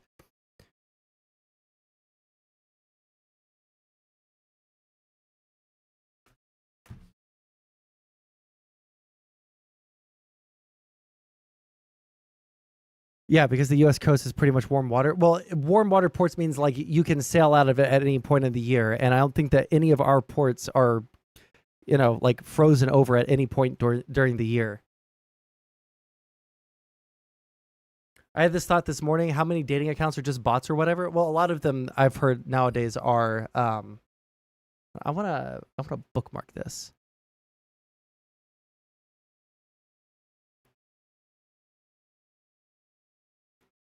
How do I? Okay, save it. Done. Okay, I'm going to run. I'm going to take a piss. All right. If you guys have any final memes that you guys want us to go over, we're going to, now is the time for you guys to post that shit in chat. If you guys haven't already, please subscribe to the YouTube. Please consider becoming a member or a subscriber on Kick. There's also if you want to support me, there's a donation link in the link or in the description below the YouTube video. Maybe there's one in the YouTube Shorts one. I don't know exactly how that works quite yet. But I desperately have to pee. So give me 1 minute and I'll be right back.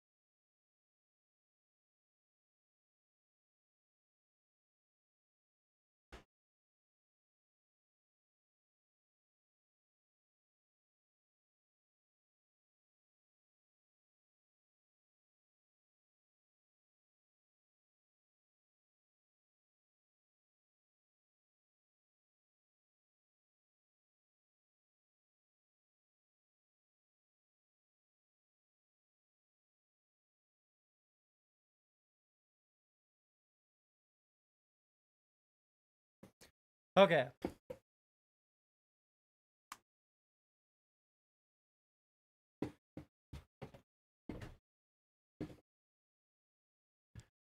Do you see my IRS content suggestion?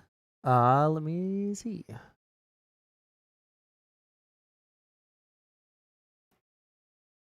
Let's look here. The IRS is finally taxing rich people. Well, sort of. How long is it? Last week. Okay. We will go over that one tomorrow. I'll save that one for tomorrow because I don't have a whole lot of time because I have not had a full meal today and I'm starting to get like the lack of food headache, you know? But let me see here.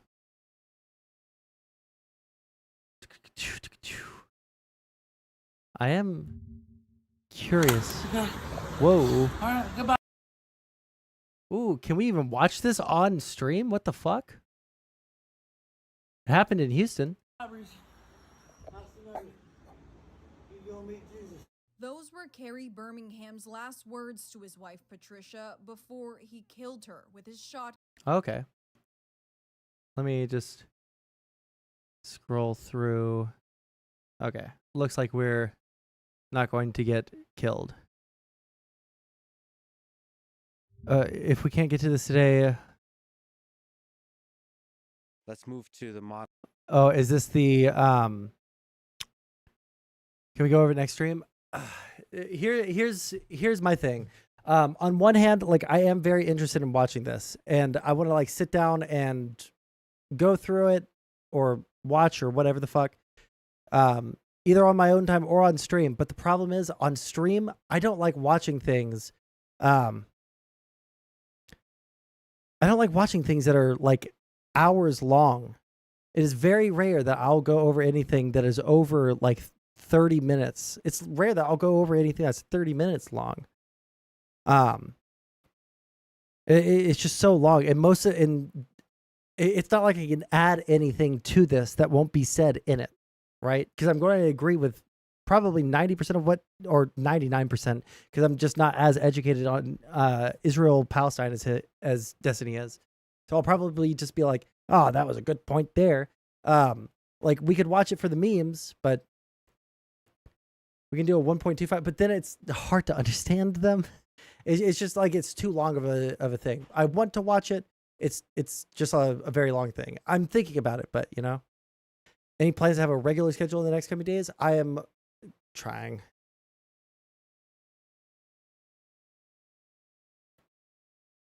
Destiny has a lot of better debates with nobodies. I mean, it's content. It's just like I'm not the kind of streamer that can like sit down for, you know, hours and hours and hours and watch the same goddamn video that entire time and have something interesting. This is a message from the Australian government. Have you witnessed a crime, cover-up, or corruption in your government department?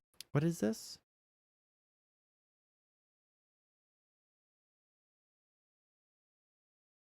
Have your internal complaints been ignored and you're thinking of blowing the whistle? If so, our whistleblower laws are here to protect you. Yeah, it is satire. Wait, what is this supposed to be about?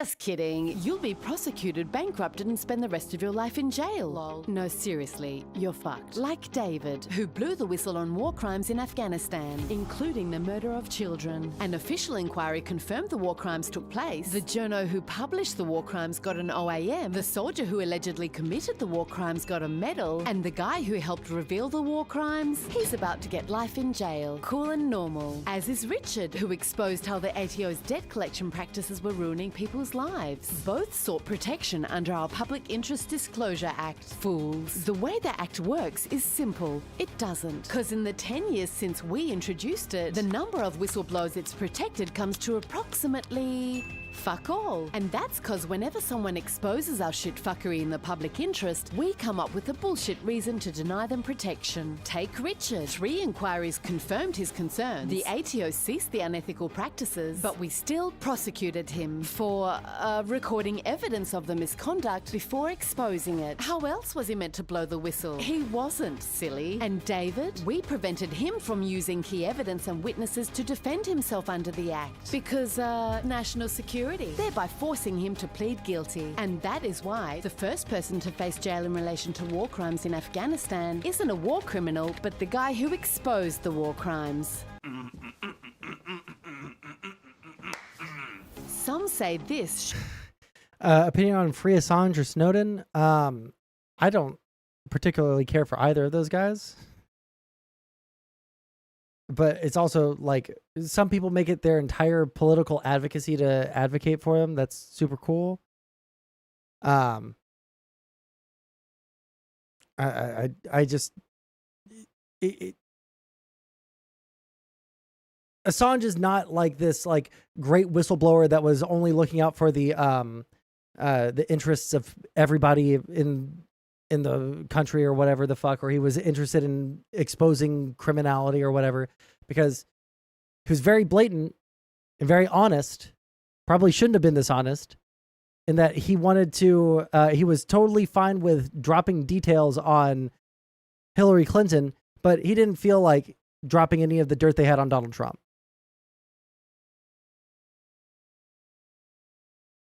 But he should be back in Australia if he needs to be in jail. Is he Australian? I don't know anything about him. I think that it's good to have whistleblowers. I think it's good to have the ability to criticize your government and to show like misconduct and shit like that. But I also don't think that it should be, I think it should go through the proper channels, and those proper channels shouldn't be like Australia's, I guess. All right.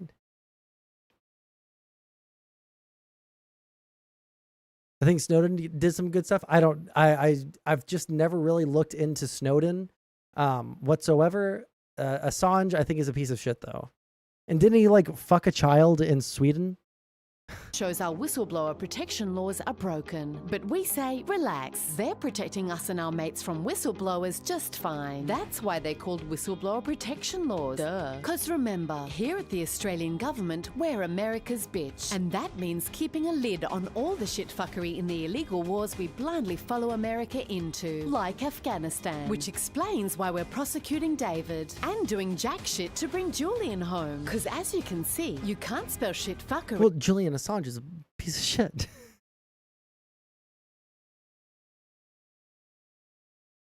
Wasn't a kid. Hold on. There was some allegation of him like having sex with someone that was like 14 or 15 years old. But maybe I fell for the Russian disinformation. I don't know, but I've never looked into it, so. Without an S, a T, an F, and a U. And the best way of teaching those 4 letters to all the other would-be truth-tellers out there is by making an example of anyone who exposes said shitfuckery. But hang on, didn't we promise to strengthen whistleblower laws if you elected us? We did. And didn't our Attorney General just write a big essay about how he's restoring trust in government with integrity and blah blah blah? He did. While you wait, here's his latest review of our secrecy laws. Just don't read the fine print where it says he'll still prosecute whistleblowing if it undermines Australians' trust in government. Let's unpack that together. What he's saying is, if you knew what goes on here, you wouldn't trust us. So to make you trust us, we'll make sure you don't know what goes on here. The first half of this, I was like, okay, sure. The some of the reading into that, I don't know. I would like to read the actual, but I also don't care about Australia, so fuck it. All right.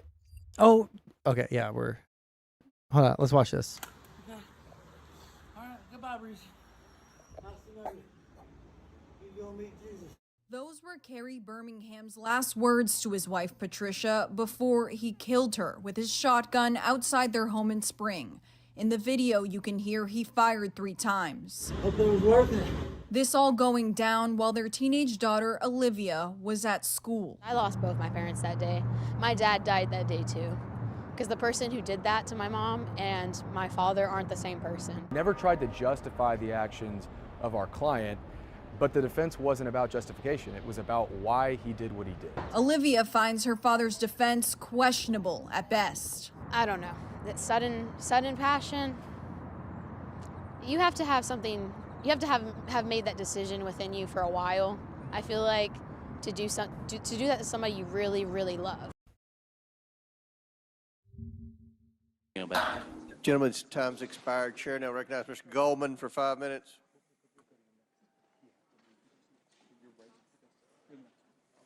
Thank you, Mr. Chairman. I only have 5 minutes, Mr. Bobulinski, so I'm going to try to move quickly, and I'd appreciate if you just answer the questions. You testified that Joe Biden was involved in your business venture related to Oneida Holdings and Hunter Biden. So I want to drill down on the crux of what your testimony is. Oneida Holdings is the business venture that you are referring to, correct? When I'm referring to what? Can you Any re-ask the business you did with the Bidens? My reference is the Sinohawk Holdings LLC, and Oneida Holdings LLC owned 50% of that. Right. And Oneida Holdings was the 50% that was on the American side of that Sinohawk deal, right? It was the 50% that was the Biden. This is the guy that is the last standing, the last person that the Republicans have to say that the Bidens did something wrong. And he doesn't even have like a specific allegation of what the Bidens did wrong from like the previous clip we watched. So I don't know exactly. We should do a deep dive into this maybe at some point. I don't know. I'm running out of steam very rapidly. This is probably the last video, but I'm super interested. It was the 50% that was the Biden side of it. Some of the, James Gilliar is not an American, so. Sorry, fair enough. And it was a joint partnership memorialized in an incorporating document, correct? And it had equal shares. Imagine being the intern that just has to like stand there at a fucking hearing, holding a fucking board over your face, waiting for this guy to hurry the fuck up. Divided among 5 partners, is that right? Well, I can't. Well, are you asking me about what you're holding up? Because sir, was it an equal? Were there equal 20% shares among 5 partners? In what? Oneida Holdings. In the final signed documents? Yes. Is that what you're asking me? Yes. It is? Not complicated. Well, it is because. All right, you're just filibustering now. The answer is you're filibustering. I get it. That there were 5 partners: Hunter Biden, Jim Biden, Rob Walker, James Gilliar, and you. Each owned 20%. Do you? Well, they didn't each own. Their LLCs owned it, which is a material. Do you difference. see Joe Biden or an LLC related to Joe Biden on this? I don't know if Joe Biden owned any of Jim Biden's LLC or Hunter Biden's LLC. I'll leave that up to the committee. Okay. And do you know when this agreement was entered into? The poster board that you're holding up, or the actual legal document that was signed? The agreement, sir. Shut the fuck up. Oh my God, he is right now. So the reason he's asking these fucking stupid retard questions is because he doesn't want to answer. This guy right here has only a certain limited amount of time to ask questions and to grill him. So the longer he can filibuster, like this guy said, the longer he can stall, the less questions this guy will get to ask him. The poster board that you're holding up, or the actual legal document that was signed? The agreement, sir. The agreement. The agreement was signed May 22nd, 2017. Who was the vice president then? May 22nd, you said? I think it was Mike Pence. And who was the president? Donald Trump. Okay. And when did you first meet Hunter Biden? I first met Hunter Biden in early 2017. When? Filibustering is a legitimate thing in Congress. This isn't a literal filibuster, okay? He's trying to run down the clock. That's not what a filibuster is. A filibuster is where you like sit there and you try to, you speak for so long to stop a vote from happening. This isn't a literal filibuster. It's just referring to him speaking to delay something, right? It's not a legitimate thing in a hearing. Well, I guess like, I don't know if you could actually get someone on it, but.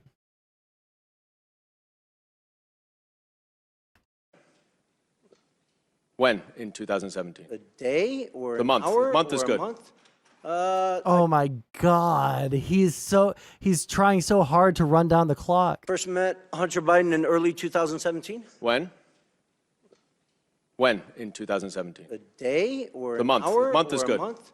I believe I briefly met him in New York, but I spent The first meeting I had extensive time with him was in early May 2017. And that was around the same time that you had those 2 meetings with Joe Biden, right? It was, but prior to that, I had numerous look, discussions you have with said, Hunter. you have said I had that- lawyers Sir, working through the documents that you're can I asking. please reclaim my time, sir? As I Okay. said, we have to move quickly here.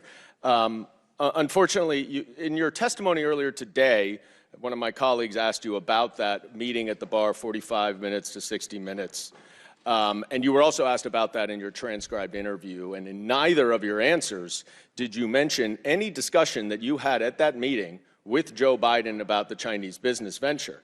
Yet, in grandiose terms here today, you have declared that Joe Biden was involved and that you have mountains of irrefutable evidence to support it. So let's look at the mountains of irrefutable evidence. You provided the committee with a screenshot of a text message that is between James Gilliard and you, dated May 11th, 2017. You see this? I don't know if you can see it. If you can't see, it's just you and James Gilliard, though, right? You remember this text message, I'm sure. Generally, yes. All right. And in it, Gilliard writes, "Man, you are right. Let's get the company set up, then tell H and family the high stakes and get Joe involved." And 2 days later, Mr. Gilliard sent an email to you, CCing Rob Walker and Hunter Biden, in which he suggested a division of the company and included a proposal of, quote, 10% held by H for the big guy, question mark. You remember that, right? The infamous email with the big guy? Yes, Yeah. I do. Did anyone ever respond to that email? Yes, they did, numerous times. Sorry. Hunter Did anyone Biden ever- himself did. Excuse me. You're right. Well, no, I Did think anyone that's e- important because Sir, Hunter did Biden anyone has ever claimed that he didn't Can you answer my respond to it, questions? and he responded to Okay. it, I believe, You're just 3 going to times. filibuster. I reclaim my time that's running out, but I will say no one responded to the big guy reference for 10. Thank you So for making my what- point. They didn't have to respond Right. because And they then, all knew the big sir, guy was Joe I Biden. reclaim my time. Mr. Chairman, please control the witness. I would like to get a little extra time, Mr. Chairman, because I want to read what Mr. Gilliard said. Yes, there is an obligation to respond to questioning. You're under oath. You have to put your hand on a Bible and say, "I swear to tell the truth, the whole truth, and nothing but the truth, so help me God." Yeah, you have an obligation. Otherwise, you get held in contempt of Congress. Yes, there is an obligation, a legal obligation to answer. Said to the Wall Street Journal, quote, "I would like to clear up any speculation that former Vice President was involved with the 2017 discussions about our potential business structure. I am unaware of any involvement at any time of the former Vice President. The activity in question never mentions about our potential business structure. I am unaware of." I would like to get a little extra time, Mr. Chairman, because I want to read what Mr. Gilliard said to the Wall Street Journal. Quote, "I would like to clear up any speculation that former Vice President was involved with the 2017 discussions about our potential business structure. I am unaware of any involvement at any time of the former Vice President. The activity in question never delivered and project revenue. 9 days later, the agreement without Joe Biden was signed. You and James Gilliard wanted Joe Biden involved, and that is why Hunter Biden dumped you and did the business That's a on his blatant own. lie, And Mr. I yield Goldman. You back. know better. Chairman's time's expired. Chair now recognizes Mr. Higgins from Louisiana for 5 minutes. Thank you, Mr. Chairman. Mr. Bobolinsky. He got should have gone full Reagan. Mr. President, may I also refer you just to the top of the second page of that document. It will reflect, you cannot mention this, but it will reflect for your eyes and ears who the particular individual was at that country. And ask if that further refreshes your recollection.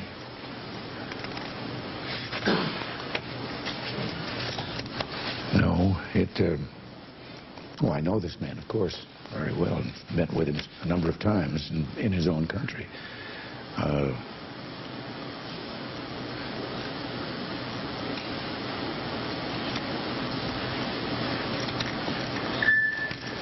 I don't recall, and I don't really know whether such briefings were given to others like the Secretary of State or not who are going to be meeting with these people. I don't recall. Well, that might not be a lie. He did have dementia. Seeing this, and as I know that that my policy was not to involve others in this. I mean, I wanted them involved, but I didn't want to be on record as doing it. All right, guys. I love you guys very much. It's been a fun stream. I am desperate to eat some food. My head hurts because I have not eaten. So I'm going to raid you guys out, assuming we have, well, if you're on Kick, I'm going to raid you out. Tomorrow, wait, it says I have to have at least 5 viewers. I have 10 viewers. There we go. When is next stream? It'll be tomorrow. It'll be like around 2:30 to 3 o'clock CST. So my time right now is 6:17 p.m. So adjust accordingly with your clocks. All right. I will catch you guys tomorrow. Love you guys very much. I will catch you guys tomorrow. And I guess we're going to raid into Destiny because he's the only person I see that is live. Love ya. Do I cover non-political stuff? Yeah, all the time. But right now, like, politics is my passion. And there's nothing else interesting that I want to cover. So anyways, catch you guys later.